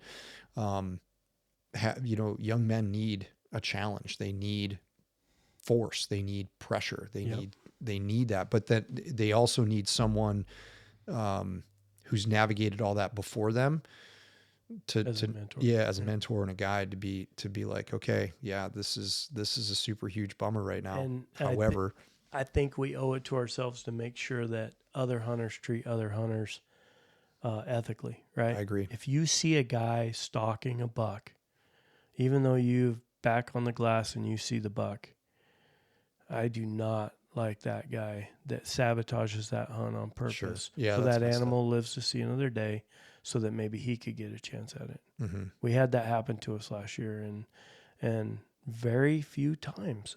Maybe I'm naive. I think for most part, the hunters out there, they do the right thing, but it's competitive here in Washington. It certainly it's is. Easy to fall victim to it. And especially younger hunters, Mm-hmm. They don't know that. They haven't been there. They haven't felt the disappointment of someone else doing that, ruining a hunt. Yeah. But maybe we need to just by talking about it now, maybe it helps somebody else go, you know what? They obviously spotted it before us. Right. They're already working in on Yeah. the hunt. Yeah. Maybe play backup, go to another place, and if he messes something up, if the buck wins him, then hey, that's fair. Play game. backup. That's fair game on that. But no one's gonna be mad at you for that. But when you intentionally sabotage a hunt, that's not okay. That sucks. You didn't have the right mentor. You didn't have the right person.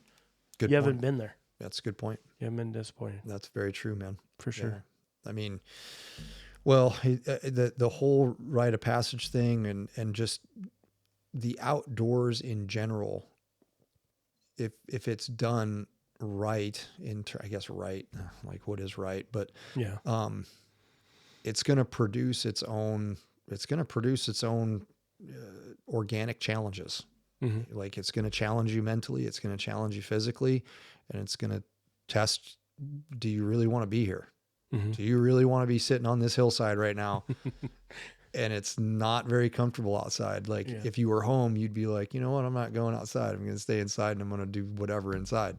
Yeah. But, and then you got to ask, like, that's the only way that you're going to know that though, is by doing it, by having the experience and having someone guide you on that experience to say, okay, don't do anything stupid. Like don't do something stupid. Where I think now too, with navigation being so easily available and foolproof, GPS navigation, in your hands. Slippery slope though. They can get too far extended. Absolutely. Because they feel too comfortable. Bingo. And that's a thing where it's like you're seeing more people in the mountains, deeper in the mountains, because they have access to better equipment with the internet and social media. And they also have the ability to be more confident in their ability to navigate. I mean, it's one thing to walk a trail up to the head of a basin. It's like you can't miss the end of the trail, right? And then you're just going to go find someplace there. But more complex routes where, okay, I'm going to get above the tree line. I'm going to cruise above the tree line because it's easier walking and moving. And the only way you're going to know that is to have the experience to do that and go push the boundaries. Real quick, 2-minute story. Back up there where you shot your buck. Yeah. We pushed out where we saw the bear with the handgun. I remember this. Yes. When we went up through those rocks. You made some very, very... We made, because of our confidence in our abilities, and there was 3 of us, right? We figured strength in numbers. We all had backcountry experience. I made a shot, 902-yard shot on a buck, 843 with the down angle. Never forget it. But once again, below a rim rock, geography, barrier, we decided we were going to push in there knowing that a storm was coming in. But September 16th, I mean, probably not going to, but it's going to be a rainstorm, right? So you think. We had no idea Yeah. that the end result was probably 10 hours later getting back to base camp, purposely filling Mountain House meals and putting them in the sleeping bags as heating units.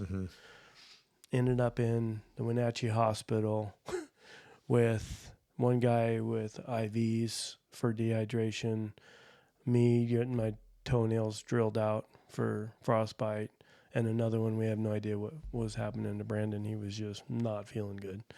And so the overexposure, horrible thing that could have ended Very badly. very badly. Yeah, for sure. Only because we just felt comfortable with, oh, we're good.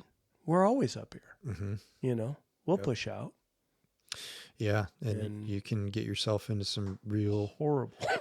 Yeah. I think where I learned that was mountaineering, because that is another environment where it's even worse than that shit. Like that environment up there wants to kill you. Yeah. Like everything is trying to kill you. And I'm not going to lie. I have done a lot less backcountry stuff in the last 5-6 years.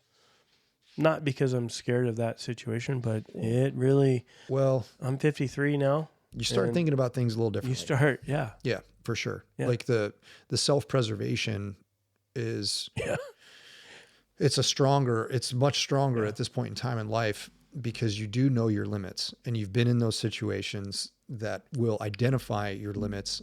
Yeah. Oh man. I mean, like, same thing I was telling my stepson's a story the other night of shooting a buck up in the high country, not wanting to come back up here for all of my camp shit. So I'm like, oh, I'm going to try and take it all. I'm going to try to take it all. So I'm going to put 146 pounds of shit on my back. 99% of the time, we always make that decision. Well, let's make one trip. Let's make one brutal trip. Yeah, exactly. You get out-itis, right? You're convinced. You're like, I got to get this meat out right now. It's going to go bad. And it's not going to go bad. Everything's going to be fine. but then the determination kicks in. Yeah. But when I look at it, okay, fine. If I'm going to put that kind of weight on my back and walk out on a trail, no problem, right? Fair enough. People do that all the time. This was dumb. This was not smart. This was double black diamond, steep slopes.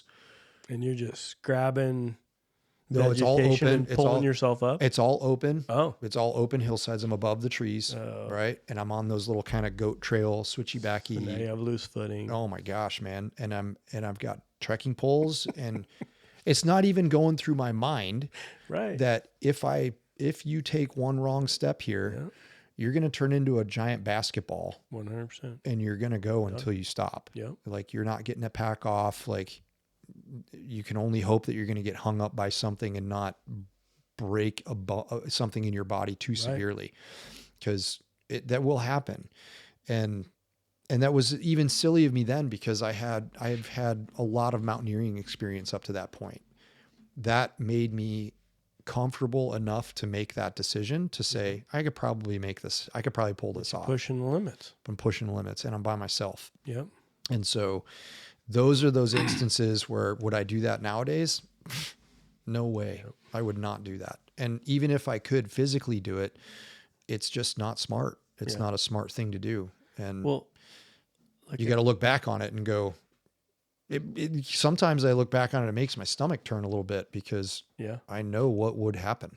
Do you ever watch that hunt that Brian and Ryan Lampers did with the tar? No. I think it was New Zealand or something like that. Oh, it's crazy. That's crazy country. That's like what they did for an animal, and the way they pushed the limits, it was like, oh my goodness. Now, granted, they're both very, very next level, competent backcountry guys. Mm-hmm. But what they did on that tar hunt, maybe the camera made it look steeper. I don't know. Yeah. I was like, all right, you guys are out of control now. I did see, I don't know if I told you, but I did end up seeing 2 Himalayan tahr when I was in the Himalayas. Really? Yeah, on our way up to we were on our way up to Namche Bazaar, which was like a one of our main stopping points along the route. And I remember looking across the Kumbh River. We were going across one of those giant suspension bridges. That country is like, it's just insane, right? It's something that you can't even describe. You have to see it first, but it's so rugged, so remote, so steep. And I saw these 2 black 4-legged things down by the river. And I was like, no shit. I go, those are freaking those are Himalayan tahr. And we got a little closer and I could clearly make out their horns. And it was just like, well, okay. The stuff they live in. And then I started to think about like, what would it be like to hunt here? Yeah. That we were only at 10,000 feet, let alone, where Tajikistan, all those sub-Asian, countries where those big ibex live, those guys are hunting at 14 to 17,000 feet and having to operate in that environment and be physically fit enough to operate in that environment without supplemental oxygen. And that takes a lot of climatization, man, because when we did our trip you there, know firsthand when you did your jump. Oh man, it wasn't even that. It was just afterwards being part of the drop zone crew and saying there's a big difference between 12,000 feet and 15,500 feet. Yep. And if all you're doing is getting in a helicopter and flying 10 minutes up the valley, that's not enough. It's not even remotely close to being enough. And then doing it again and making another jump from 15.5 to 18.5. Yeah. I was altitude sick. Yeah. I was experiencing it, and it was like, dude, I couldn't imagine hunting in this feeling that like this. Yeah. You're not doing shit. My first trip to Colorado with Taco, nothing but headaches the first 3 days. Oh man, it was brutal. Yeah, that's and we're trying to stock some legendary mule deer, and like all I want to do is, pop more pills. Right. Yeah. What altitude were you guys at up there? I think most of our stuff was around between 10 and 11. But the thing is we just weren't acclimated. Well, and even then, what I learned from talking to the doctors, we had a doctor on our team on that trip, and it doesn't matter if your body is if it says no, because some people will get altitude sick at 8,000 feet. Yeah. So it's not necessarily like how high you are. Yeah. It's more along the lines like your body's physiology and whether or not it's going to tolerate it. I mean, here we are living at what, 800, 900 foot? You might be a little higher. Yeah, right here I'm at like 16. Okay. Yeah. So that's 800-900 is where I'm at. Yep. And then the range is at 22. So no, it's all of those learning experiences give you the confidence to be able to say, like, I'm fairly confident in the fact that like I need more experience in the jungle. I haven't done a whole lot of jungle stuff. Mm-hmm. That would probably be the only environment that I would be apprehensive about dealing with. Heck yeah. But everything else, I'm pretty comfortable, pretty straightforward. I'm like, okay, well, this region or this geographic region requires these types of awarenesses or, doing this, doing that, or navigating. Like we're spoiled here. We don't need to walk azimuths, right? We're really spoiled.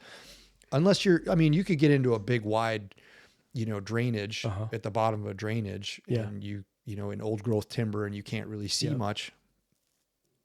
You're either walking upstream or downstream, you know, but if you actually had to find a point in there, you got to learn how to walk an azimuth, right? Yep. Or if you didn't have a GPS anyways. Right. But like on the East Coast, navigating on the East Coast, that's a whole different ball of wax, man. That's a whole different game. It's like a jungle. Well, there's no relief. I mean, if the relief is there, it's masked by the trees. Gotcha. Because you can't, like Quantico, right? Yeah. Navigating on Quantico, you have to learn how to walk an azimuth and have a pace count and understand what an attack point is and how to. Were you a ninja navigator? I enjoyed it. I did enjoy it, man. Remember, did they have that same label? No, Ninja no Navigator? Ninja Navigator. Oh, if you had all your points the first attempt, you achieved this Ninja Navigator. Oh, ninja status. Yeah, so. No, we learned very quickly in the sniper world that if you came back early from getting your points, that was not advisable either. You got worked. Yeah, you got worked over. So it was like, we're just going to time this right at about that 4 hour mark, 3 hours, 55 minutes. So you know what dictates whether or not I enjoy a hunt or not now? It's not the elevation claim. It's not the climb. It's not the distance. It's the bugs. Oh yeah, I know you. I don't know if I'm in a different part of my life or what, but bugs mosquitoes and black flies. Yeah, it sucks. I'm done with them. Yeah. Like I won't hunt basins. Yeah, Africa, you wouldn't like Africa then. Oh, then I'm not going. Well, you can have mornings where it's more buggy than others, but like there was a couple mornings where if you're, going with the wind, like, man, they're just all up in your business. I will turn myself inside out hiking for a mule deer buck, but I don't know if I'm going to sit there with mosquitoes. Trying to glass, getting pissed off every second, not being able to breathe. I don't know. Maybe I'm at a different point in my life. Well, I went, when I went on that fishing trip in Alaska on that float trip, that was my first time being in Alaska, and I got introduced to mosquitoes, and they are size of swallows. They are as bad as they are said. I mean, if you're on the shoreline or your boat is close to shore, they're getting you. But if you're on the river, you're good. You're good. You're fine. Yeah. It's as soon as you pull over, like, dude, you can't, like, you drop trow. It's just like on, man. And you're just like, dude, I don't even want to, this sucks. And Rick and I did a high buck hunt, left at midnight, hiked all night long.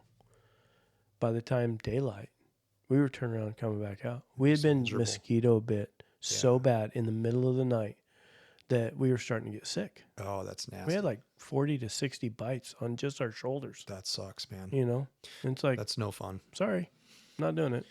Yeah, because that's where they get you, is on your back and your shoulders. That's where the skin's tight. And these through hikers, I love talking to them when I'm up in the backcountry.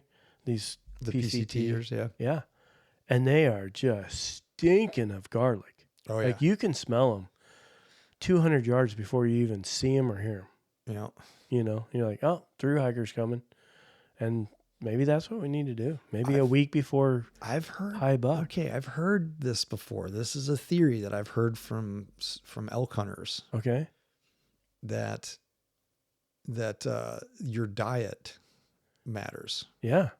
And that depends. As soon as I heard this, I go, okay, yeah, I can get that, because you've probably been around people that are exerting themselves so much that they're burning ketones, and their body odor smells. It smells. It has a distinct smell to it. And that repels the mosquitoes. No, but I was like, yeah, you can tell based upon. And then somebody was like, yeah, you can, if you eat vegetarian and you're not eating meat and you're eating vegetarian, the animals can smell your body, because everybody's like, the scent stuff is all bullshit. None of it fucking works. Because if you're not eating meat, then you're not a danger. You don't smell like a predator. Interesting. And so it just, may be an edge, I guess. I don't know. So what can we eat that keeps mosquitoes and black flies away? Garlic, apparently. I've always heard garlic is a natural mosquito repellent. Holy cow. Yeah. I'm going to do it. I wouldn't doubt it. I mean, I'm going to start 3 weeks before the high buck. Because it's brutal. Like, those guys, they're chasing the snow line in order to make it up north. They are. Yeah. So they're like right in. The most interesting people I've ever talked to. I will run them down just to have a conversation with them. Dude, I've always had good interactions with hikers. Love them. And they're just as intrigued with what we're doing as what all kinds of intrigued questions. with what they're doing. Yeah, all kinds of questions about bear hunting. And they're like, wait, what? Yeah. You guys can shoot bears here? I'm like, wait, what? Where are you from? You didn't know? I'm from fucking Georgia or whatever, right? And so it's like you get all these people from sometimes all over the world. Yeah, those are the ones that couldn't believe that we were actually out there able to shoot animals. Oh, okay. They were from other countries where I guess hunting is Yeah, not allowed. it's not not even a thing. dude, that's a really, I guess that's a really important thing to bring up is I think you do have to go and experience other nations and other cultures to look at what we have here as Americans and be like, okay, man, Yeah. like, I don't know. It hit me pretty hard here living in Washington State. I was down in Florida and, there's a guy that was shooting a gas gun, and it was a gas gun. A couple of my friends in New Hampshire, started building these gas guns. And Okay. they're badass. It's a 5.56 gas gun. And, I was like, I'm gonna buy one of those. And my buddy Landon's with me and he's just like, no, you're not. he goes, you live in Washington, remember? Oh, that's right. And I was like, That's right. son of a bitch. Mm-hmm. That's when it hit me, because I hadn't, like we were talking about earlier before Yeah. the show, Right. ARs, like I got a couple of them, you know, but it's not really my jam. It's not my Right. thing. It used to be, but I just don't, I know how to run them. I know how to operate them. Like I know, but it's just hasn't been my jam. And the journey I've had to go through just to get one legalized. Yep, indeed. And crazy. so you look at it and you go, oh, and then you look at our friends over in the United Kingdom who they're hunters, they're shooters, they're competitive shooters. They have they literally have restrictions on how much ammunition they can possess at any one point in time. Crazy. And if you're a hunter, it's like 150 rounds. Right. And you'll be lucky as a precision rifle competitor Yeah. to petition for your ability to have 500 rounds at a time on you, because, you know, we'll shoot 250 in a weekend. Yep. And I'll probably shoot about another 50. Well, look at what Nevada had to deal with just crossing the border. Yep. Indeed. It's You pretty know? wild. Yeah.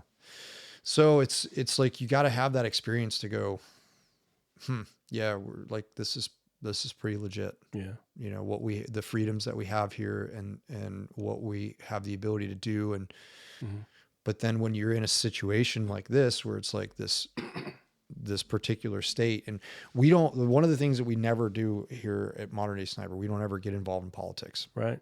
We like, whatever it is, what it is. And there's people out there that'll be like, you know, you need to, you know, use your platform to do the thing. And it's just like, Right. I don't really have to do shit. Right. I don't. I have my own views, and everybody pretty much knows what that is, but we're not going to like use this to politicize anything, but it sucked. It sucked to be able to go, oh shit, that affects me now. And that's usually what it takes for somebody to go, right. Okay, well, you're not doing anything about it, right? You're not going to cause change from within. So what's your other option? Right. Go someplace else. Yep. Right. And that's reality.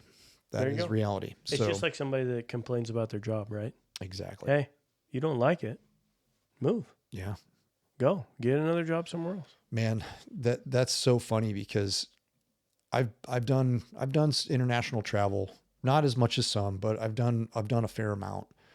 And the vast majority of the countries that I've visited, when you show up to passport control, they're not assholes.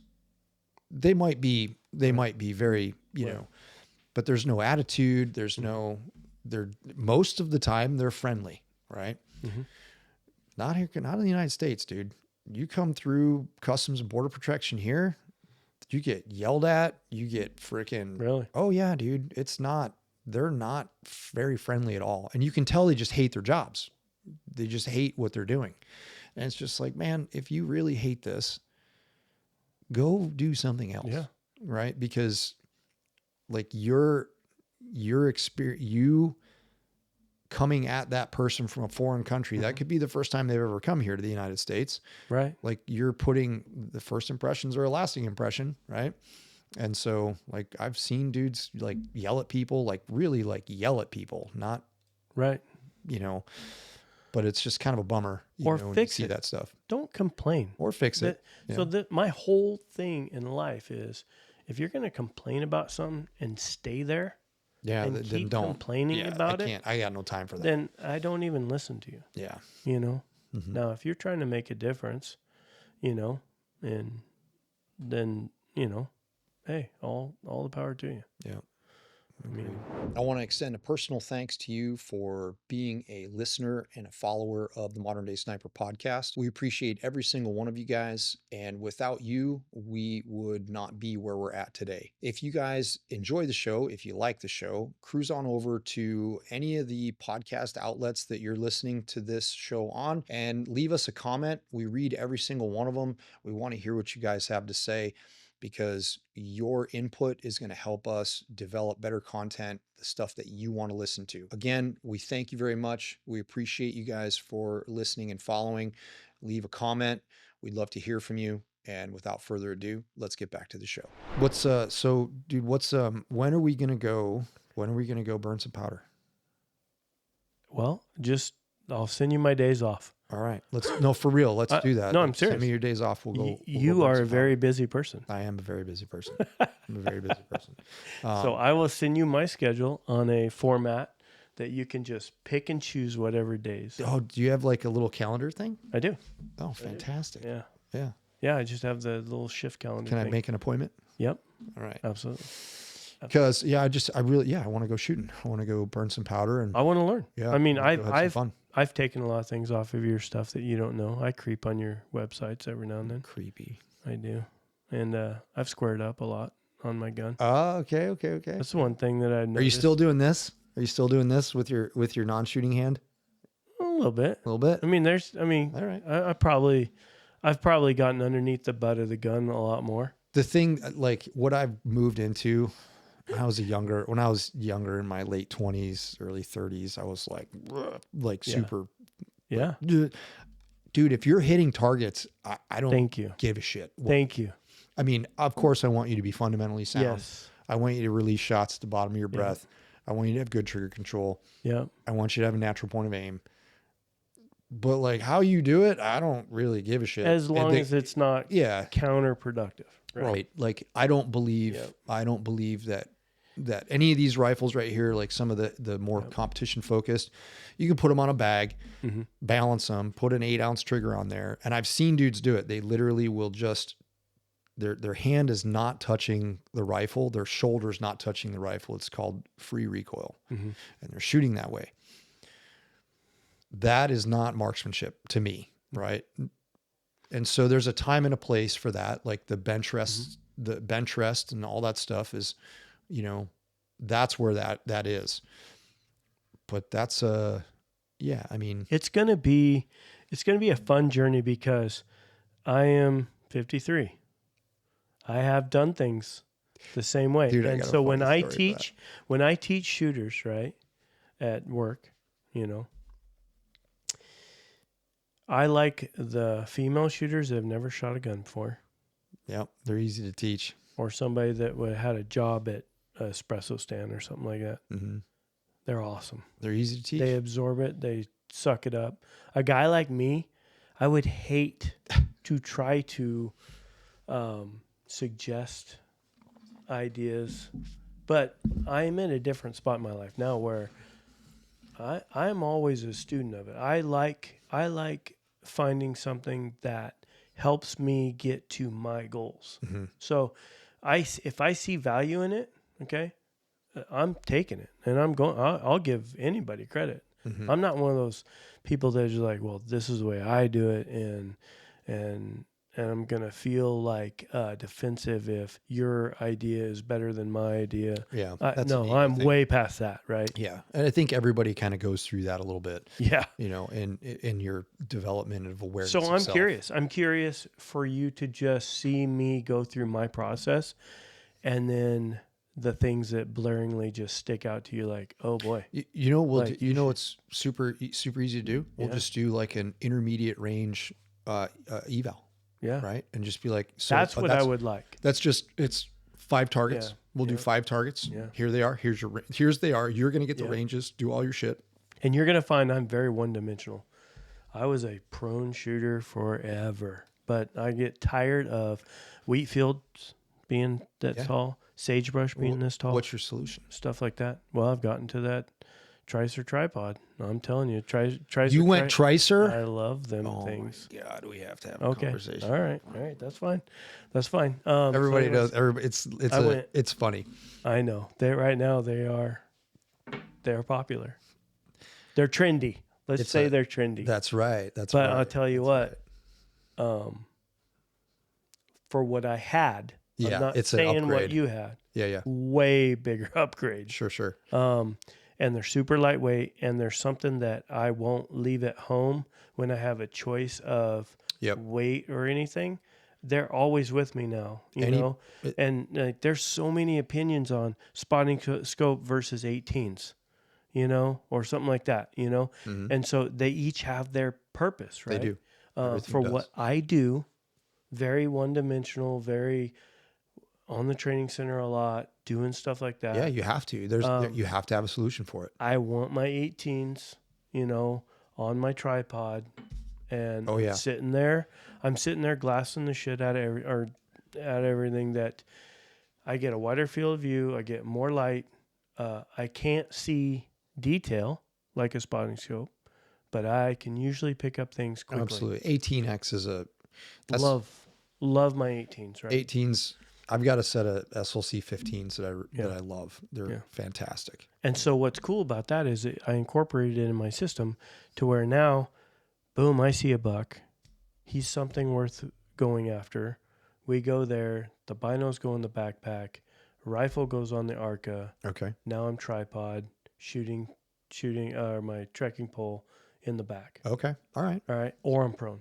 If I can get prone, I'm going prone. Always, man. And that's like, and even all of the upper echelon competitors, like if they can do it, they're going to go, right? It's like, that's just common sense. Yep.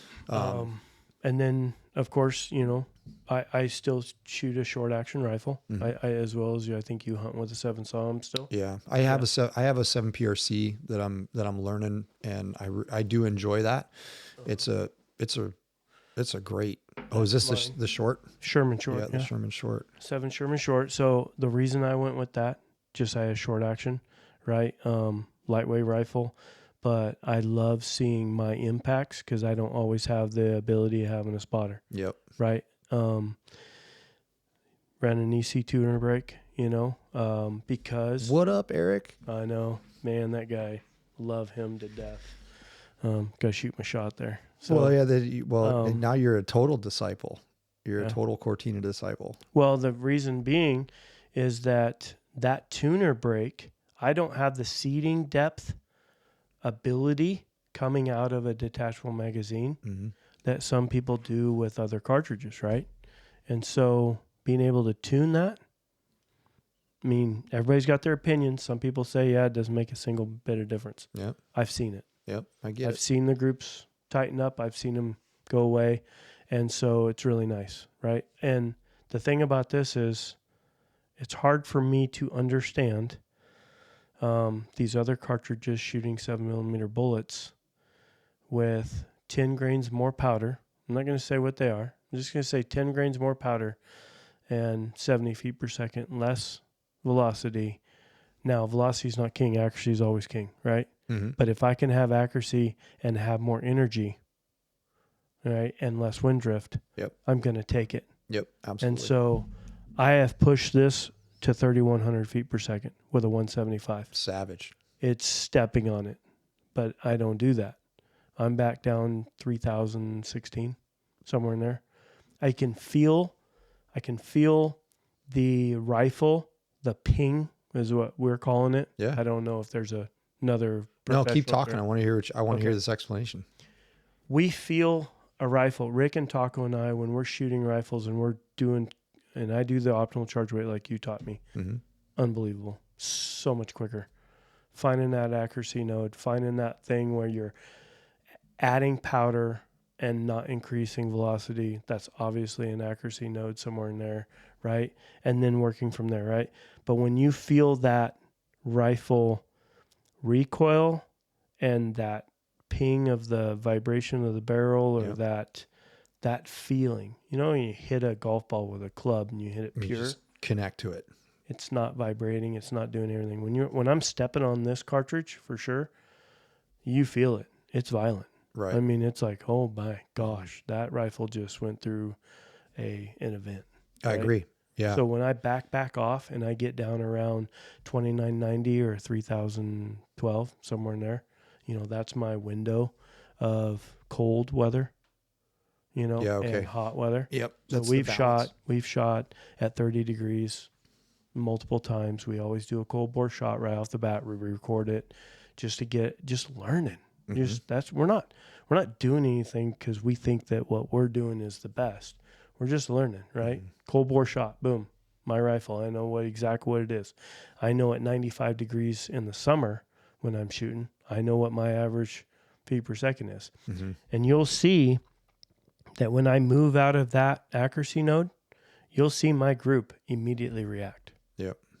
So if it's super, super hot day, or if I get, if I try to charge that's too hot, you'll see it open right up. Right. And I don't want to do that to my gun because I'm not rich, I mean, I've put a lot into that gun selling antlers. Thank God to all the buyers last year. They were paying $21 a pound. Thank you. But anyways, my components have to last. I'm not shooting PRS matches and getting unlimited barrels, So if I can conserve the barrel life, if I can watch my impacts hit without a spotter. It's the name of the game, man. And if I'm shooting a 175 grain bullet, and it's dropping them like flies. Yep, that hits hard. I've killed some stuff with 180s and they hit hard.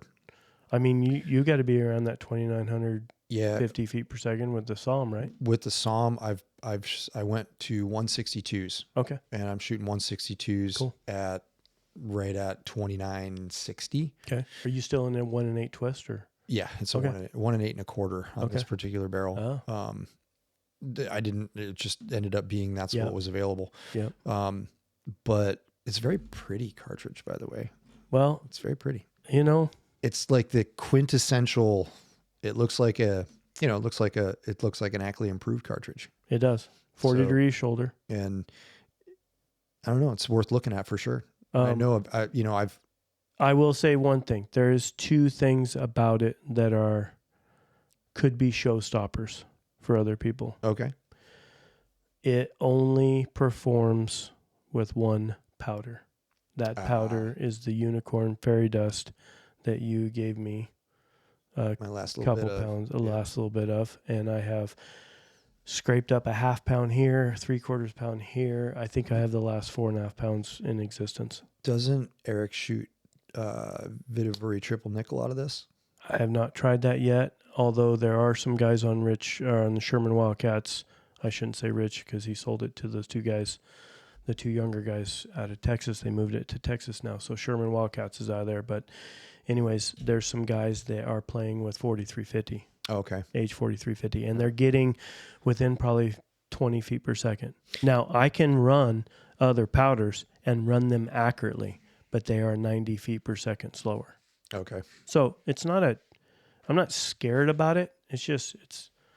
But it's an option. It is. It's an option. But what happens is, the negative about this is it plays in your mind so you don't shoot as much. I see. You see what I'm saying? Yeah, and we don't ever want, as a shooter, to not have a reason not to keep pulling the trigger. Absolutely. You got to train. Right. You have to train. Now, you're not just trying to get multiple shots down range. You want to be like you were saying the other day in your thing. You want to have quality. Quality shots. Yep. Repeat your process. Reset up. Doesn't if you're not gonna put a bunch of rounds down range, just make each shot count. Absolutely. And so we're noticing different things about how the guns feel. And I don't know how to put that and say that in a science. That's great. But a shooter knows when a gun is harmonically balanced. I hear exactly what you're saying. Okay. Man. I totally do. Guns that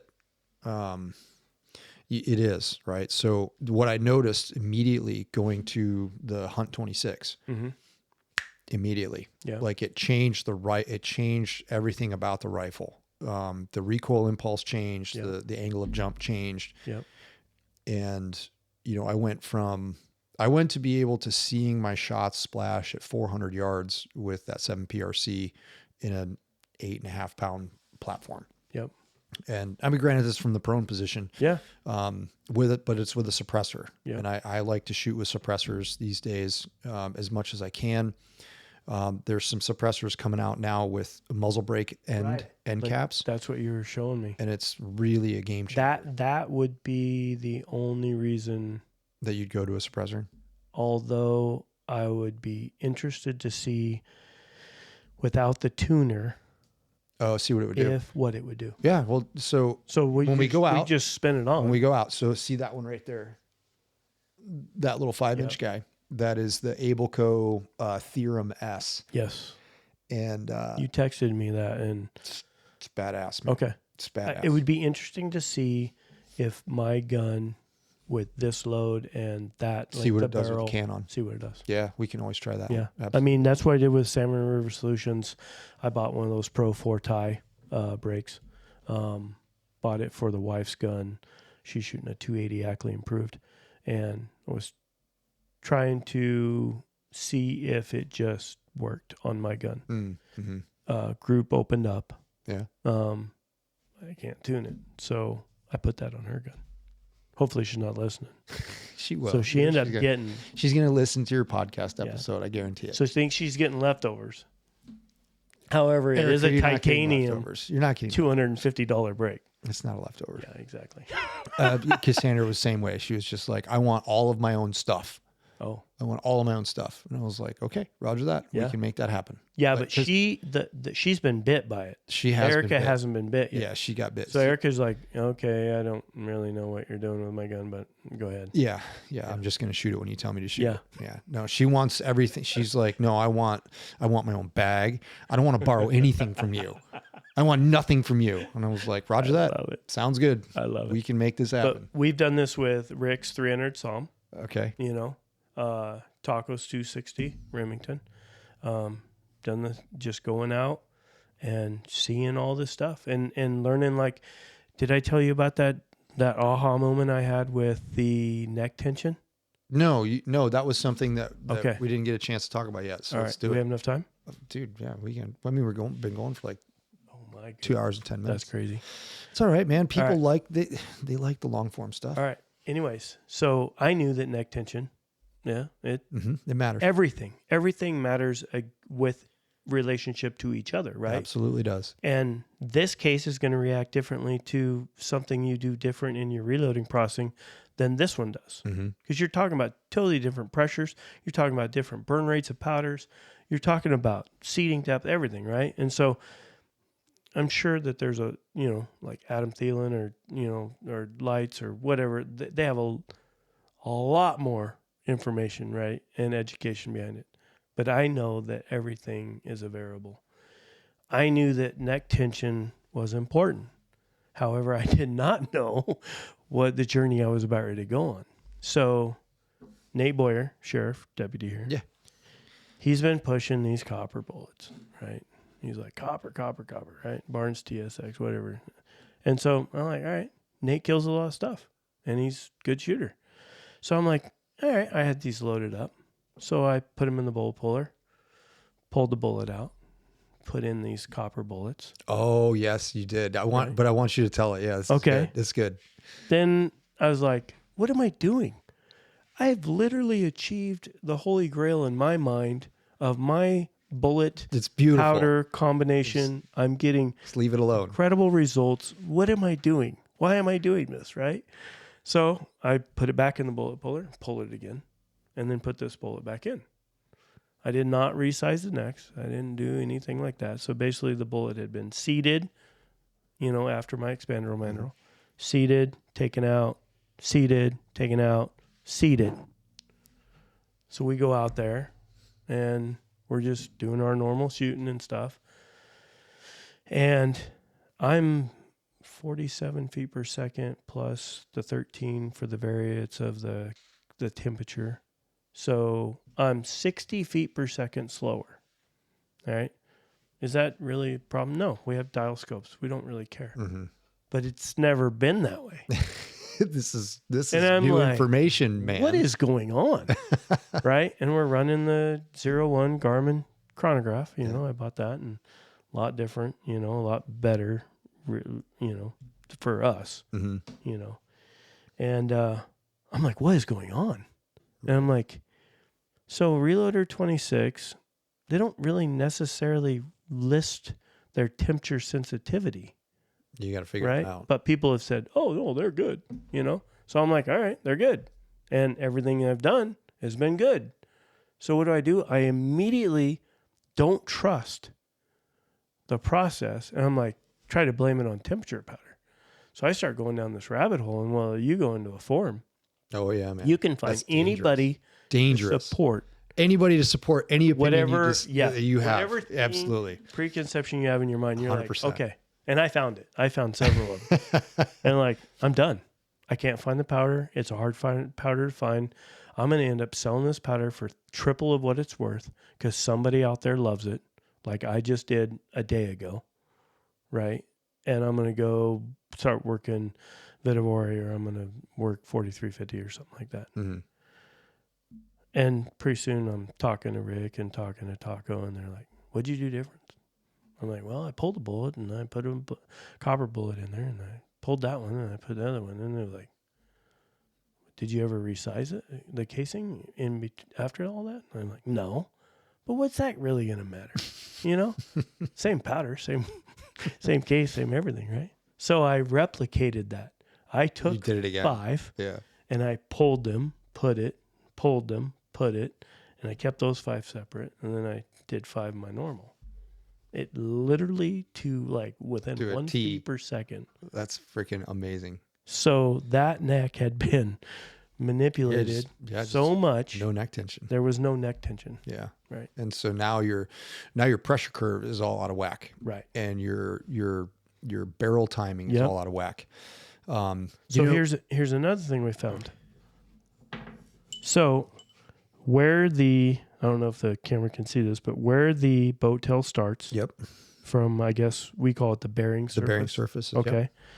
Where that intersection is, if you can get that intersection right, like that, to line up right where the shoulder starts. Yep. Okay. Now there's a million things. 160 off the lands, 14 thousandths off the lands, whatever, all this stuff, right? Mm-hmm. We're finding that the best accuracy, and it's just a what's the word for it? Maybe a datum point, starting point. For some reason, it happens to be later on. We're not doing that on purpose, but later on, we're finding out that's the consistent trend. That is the consistent trend, mm-hmm. And it's also for hunting applications given us the most velocity with accuracy. Right, accuracy is always. I would hate for somebody be watching this to hear me say velocity a lot, because I'm not a velocity guy.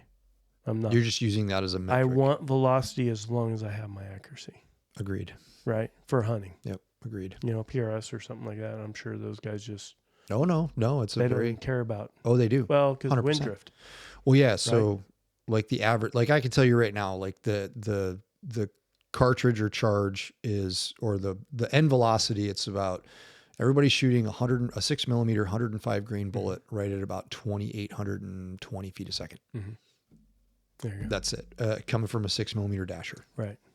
So our theory is, in this close-celled 3-guy out of Yakima, Washington. You guys are figuring it out. We have a theory that if you have this bullet seated out, and you have less bearing surface controlled by the neck, mm-hmm. Now you have less neck tension, and you have lower velocity. Yeah, and your case volume your case volume's increasing. Well, now, yeah, you could, case volume, you could increase it, and then get that back. You could, but yeah. Now you're playing with something else. Yeah, so I'm going to leave you with this book. It's called The Non-Bubba's Guide to Ammunition. It's by a guy by the name of. I like the title It's already. awesome. It's perfect. He's an engineer. He is a ballistic engineer. He's retired now, but he is. His name is Jeff Sewart. Okay. And he's through all of his testing, and the testing is universally larger sample sizes, right? A 3 or 5 shot group's not really going to truly tell you what's going on. Right. You need to shoot a bigger sample size. This sample size thing is a hot topic right now. Oh, it's a very hot topic. It's been like Hornady started to come out with it, and reasonably so, right? They're Absolutely. Yeah, I it's- completely understand. But the bottom line is we can't put that much fair enough. rounds through Fair enough. And not even like a hunting barrel. not even a a professional or semi-professional Yeah. competitive By shooter. the time you get it figured out, Well, then you can shoot 2 matches and you're rebarreling. yeah, you got to rebarrel. Yeah, so barrels are a big thing, right? And so Yeah. like one of my buds is like, he was like, I won't shoot a barrel, like I won't use a barrel for a match as a match barrel unless if it's a brand new reamer, it needs 2 chambers or 3 chambers cut on it before I'll do it. Interesting. And I haven't so- heard that one yet. So it's like the nuances of these things, and these guys they're doing the exact same thing that you're doing. It's like, hey, I'm seeing this result. Yeah. But what Jeff did was he compiled this book of really technical engineer data, right? But kind of made it, I mean, there's definitely some parts of it where I'm just like, bro, I just can't math right now. It's hurting me. But the graphics and the explanation of the graphics and the vast majority of it I can consume and understand. And he said that there's 2 things that lead to or affect dispersion in a rifle. Okay. It's 2 things. He said it's the bullet interaction with the rifling, Okay. or basically the forcing cone, Correct. right after the free bore, and barrel pointing. Okay. And powder, the type of powder and the burn rate that you're using and how it influences the pressure curve directly contributes to those 2 things. Okay. And so he said, if you have a certain bullet that you want to shoot, seating depth with modern chambers and modern forcing cone angles, that everybody is now finding that seating depth is no longer a real thing, in the sense of, I've heard this. yeah, that it's I not even really argued with a really good friend of mine that's, that says, don't worry about it. exactly. And so what I've noticed as well is if I'm seating bullets if I'm using a Hornady manual, everybody knows that I shoot Hornady bullets, right? If I seat those bullets at the book cartridge overall length, and then I figure out what I'll use The a SAMI bushing. spec or whatever. Yeah, it's this cartridge overall length, right? So from plat to base. But then I'll always, once I measure that, then I figure out what the ogive to base is. And that's how I set my dies up and all that stuff. But the accuracy is right there. It's right there. And if I want to change accuracy with that seating depth, you manipulate the powder charge. And by manipulating the powder charge, going up and down a half a grain, or you will Small. immediately see Yep. 5/10, like a half of a grain. Oh, have it. 5/10. So I will immediately see an accuracy change or a dispersion change. And that's basically what they're saying, is that, with these larger sample sizes and the things that the tests that they're running, they're like, hey, if you maintain a seating depth Yep. and you want different accuracy, then adjust your charge. Right. But if you're adjusting your charge, you're also adjusting case volume, or if you're adjusting seating depth, you're also adjusting case volume at the same time, because in order for you to get a seating depth that's meaningful in the larger sample size thought process, it has to be a big seating depth adjustment. So much so that it's going to cause not an imbalance, but a difference in case volume. And so it's a very real thing, because modern chamber reamers with modern cartridge design, that's why these companies are doing this, because they're trying to optimize everything and make everything easier for everyone. Mm-hmm.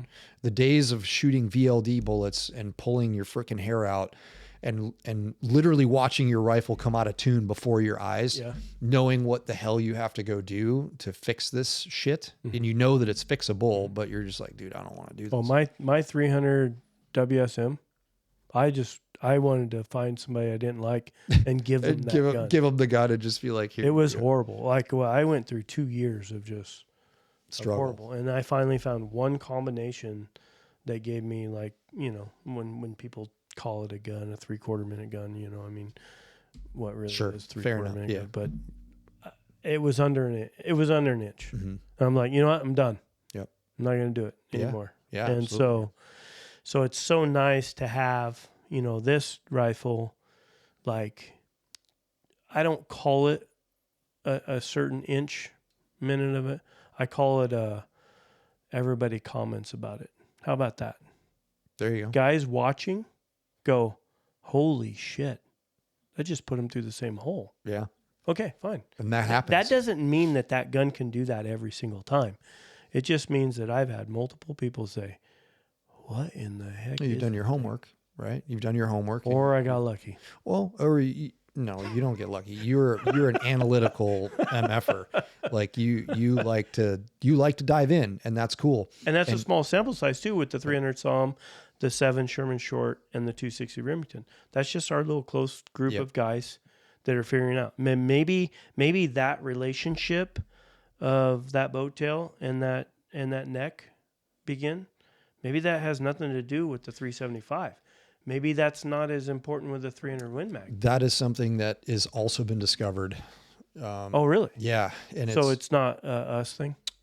I'm sorry. We're sorry. not like pioneers. Well, I wouldn't say. I'm not gonna piss in your Wheaties. All right, I'm not here to do that. When you see like a 143 or like a 140 ELDM loaded at the recommended factory code, it's right there. It's right there. Yeah. And so Scott Satterley is also one of those. He noticed that several years ago, and a lot he of was his just stuff. like, you know, it's I think what we do is we mess with stuff, and as we're trying to figure it out, we drift away from, and then you come back to. There was one of the students that asked me a question. He's like, have you ever had a piece of gear or a setup that you know works, like you know it works, but then you're going to try something new, but then when you try something new, you come back and you're just like facepalm yourself. You're like, why did I do that? Yep. I feel like this whole reloading thing is like a big circle. Yep. And now as it's coming back around, it's like your dad, you were telling me about your dad, like not even measuring powder charges with 308s and stuff. And it's scary. It's scary, right? But then you're just like, well, the thing shoots and he's doing the thing with old powder dispenser. Yeah. Right. Like that Harrell's right there. Yeah. He would set that, maybe measure the first two, weigh the first just two, go for and then it. just send it. It's a technique, right? If you throw the handle the wrong way, you'll get a charge that's like way off by like maybe a grain or so. But you can throw them if you do that. If you use that Harrell's the right way, and he was even using like the old school RCBS charge rock thrower. chucker. Yeah, and you're just like he doesn't still even has measure it. powder. He just puts his shit in there, and all the bullets go where they're supposed to. It is absolutely something to watch. Simplicity is. I mean, I think it really does come back down to just simplicity. But you need dudes like that. Like you need dudes like Eric that are going to say, you know, I'm going to mess around with this. I'm going to see this. Like, that's one thing I want you to call him since you have his number or whatever. I want to know why he went away from the Sherman Short. All right. I want to know why. Well, you know what? We'll have him on the podcast. There you go, Eric. Hey, because I know he was like PRCW. Yeah. And then the Prick W. Yeah, and the Shahane, and I mean he's a tinkerer. Yeah. Like that's just, I think there's some people out there that are just like, because once you, like now you've elevated your knowledge with that particular cartridge. Yeah. You're going to, like, let's just say you're just like, okay, well, I'm going to try a 7mm Shahane. Yeah. You're going to be armed with so much more information Yep. and foresight Right. that you're going to anticipate things, and you're going to be like, no, I already know where I'm going to start. I'm going to Yep. start here. This is it. And I'm going to establish a baseline with these variables. What this represents in my mind, and please don't hate me, anybody out there, but Oh, they're going to. this Doesn't is efficiency in It my really mind, is. right? So I am shooting 62 grains of powder. Yeah, Right. I'm getting almost no recoil. that's wa- 6.5 PRC charge, Right. 62 grains. 7mm bullet, 175 Burger, Elite Hunter. Whether or not, I mean, there's so many other bullets. When I was younger, I would argue with people about bullet selections. The Hornadies do awesome. Nate kills animals Mm-hmm. with his copper bullets, his Barnes. I am colorblind. I don't like blood trails. Yeah, I know. I shoot high shoulder, and I will sacrifice 8 pounds of meat every animal Fair enough, man. because they drop in their tracks. Yeah, I don't like things getting away, yeah. and then I can't track them, That's very true, man. and then even if they're completely fatally hit, they may get in the brush or the slide alder, they may get 50 yards away, Can't see him. and then we can't see them. Yep. So that's my bullet selection. I mean, it's not taken away from the fact that Burger's still a very aerodynamic, Oh, absolutely. very accurate bullet. Yep. Right. But I would shoot a Hornady all day long. This bullet is designed to absolutely come apart.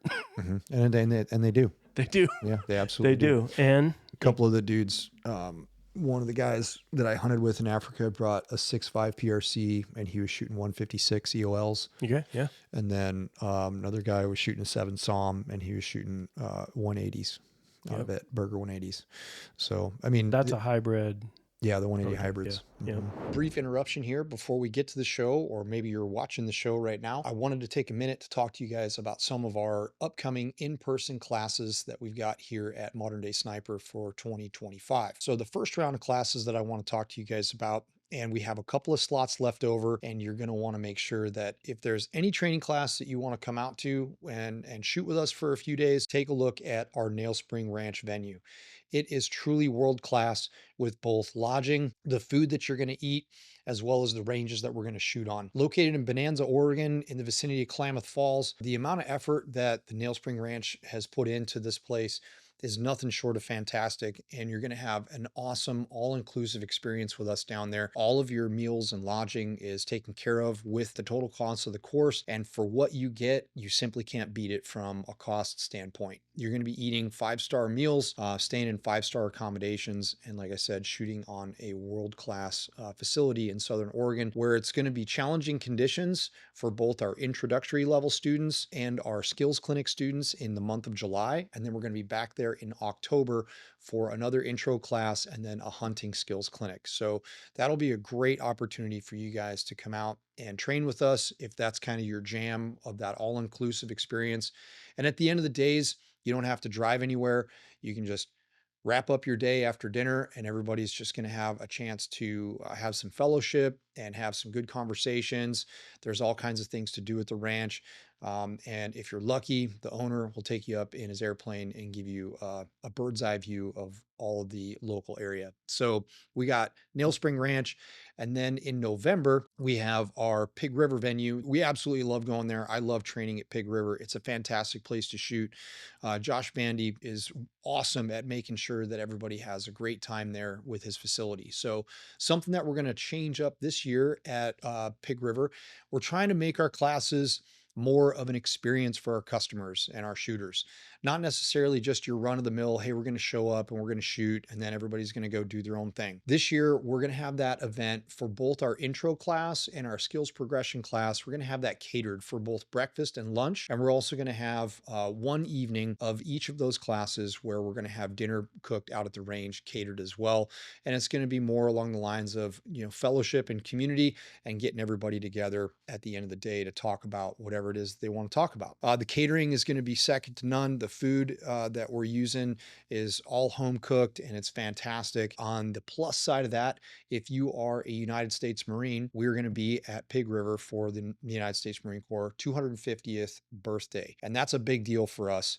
And so while we're there, we're also going to be celebrating the Marine Corps birthday, and we're going to have our traditional cake cutting ceremony and reading of General John A. Lejeune's birthday message, as well as the message from the Commandant. If you are a United States Marine and you want to come out and train with us, or you're already enrolled in the course, we're going to have those shenanigans happening for our birthday on November 10th. So we hope to see you guys down at Pig River. We got some slots left for that class as well, or those two classes. So make sure if you're on the East Coast, come see us. It's a great place to shoot, challenging venue, and it's always a good time. So the third round of classes that I want to talk to you guys about is our classes down in Arizona, in Maricopa County at the Flying Bucket with Dylan Arrow. Another fantastic place to shoot, and it's a great venue in Arizona, and Arizona is not a bad place to be in the first couple weeks of December. So if you're in the southwest of the United States and you're looking to train with Modern Day Sniper, check us out. You can find all of these classes at our website at moderndaysniper.com on the events tab, and make sure you check out what we have, because most likely we're in your area.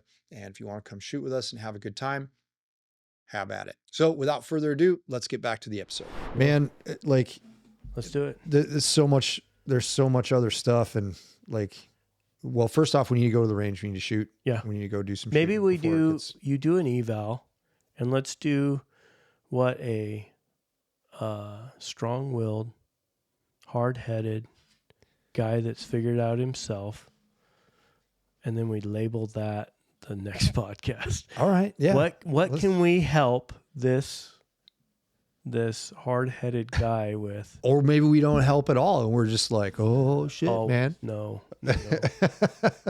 No, you start feeling that way, then you're never gonna. No, I'm just joking. Always a student. I'm just right? joking. Always Absolutely. a student. It's yeah. I'm curious. I want to see how it all shakes out, and it'll be target 700 yards and in. Okay. And there'll be 2 MOA. That's perfect. That's it. Whatever that means. No, I know. Yeah. You know what I mean. But you have to use MOA. You can't do that mill thing. 2 MOA is 6/10. Okay, whatever. The whole world hates MOA. That's my theory. I don't think that could also be another topic for another podcast. I mean, let's see. Yeah. We're at 2.5 hours. Yeah. So, Stop. there's a lot of information out there, and it's good to talk about the stuff. And I think it would be a lot of fun. I think it'd be a lot of fun to get you exposed to an NRL hunter match. Yeah. Just know that I don't have time for another hobby. Oh, I get it. But it's at least go experience it once. Go experience it once and see for yourself. And I think that you would really enjoy it. Maybe we challenge Eric. Remember we talked about this. Oh, Maybe we challenge him to an NRL match. okay. Because I know that he was always wanting to take different aspects of each game to make himself a better shooter. Yeah, let's do it. All right. Well, I got to talk to him already about the Shahane and the PRCW. Yeah, why he and went all that away stuff. from the Sherman Short. Yeah, and then I'll ask him and be like, "Yo, let's do an NRL hunter match. Perfect. It'd be fun." Perfect. Yeah, I watched him do his blackjack challenge today. Yeah. Yeah. Oh, with the need more? Yeah. The need more too? With his need more. He's a funny guy. Hey, he was on that ethical hunter chart. He was literally hitting the edge all the way around. Yep. I'd take those shots any day. Of course, man. I did. I sent him a message and I was like, dude, all of those shots that I'm seeing, most of them would kill the shit out of that deer. Oh, send it. Yeah, absolutely. So, All right, this cool. was a ton of fun, dude. It was. This was a lot of fun. I'm glad we did it. Me Thanks too. for inviting me. It's been something we've been trying to do for a while. So Long overdue. yeah, it is, man. Well, that was a lot. That was a good time. All right, buddy. We'll see you.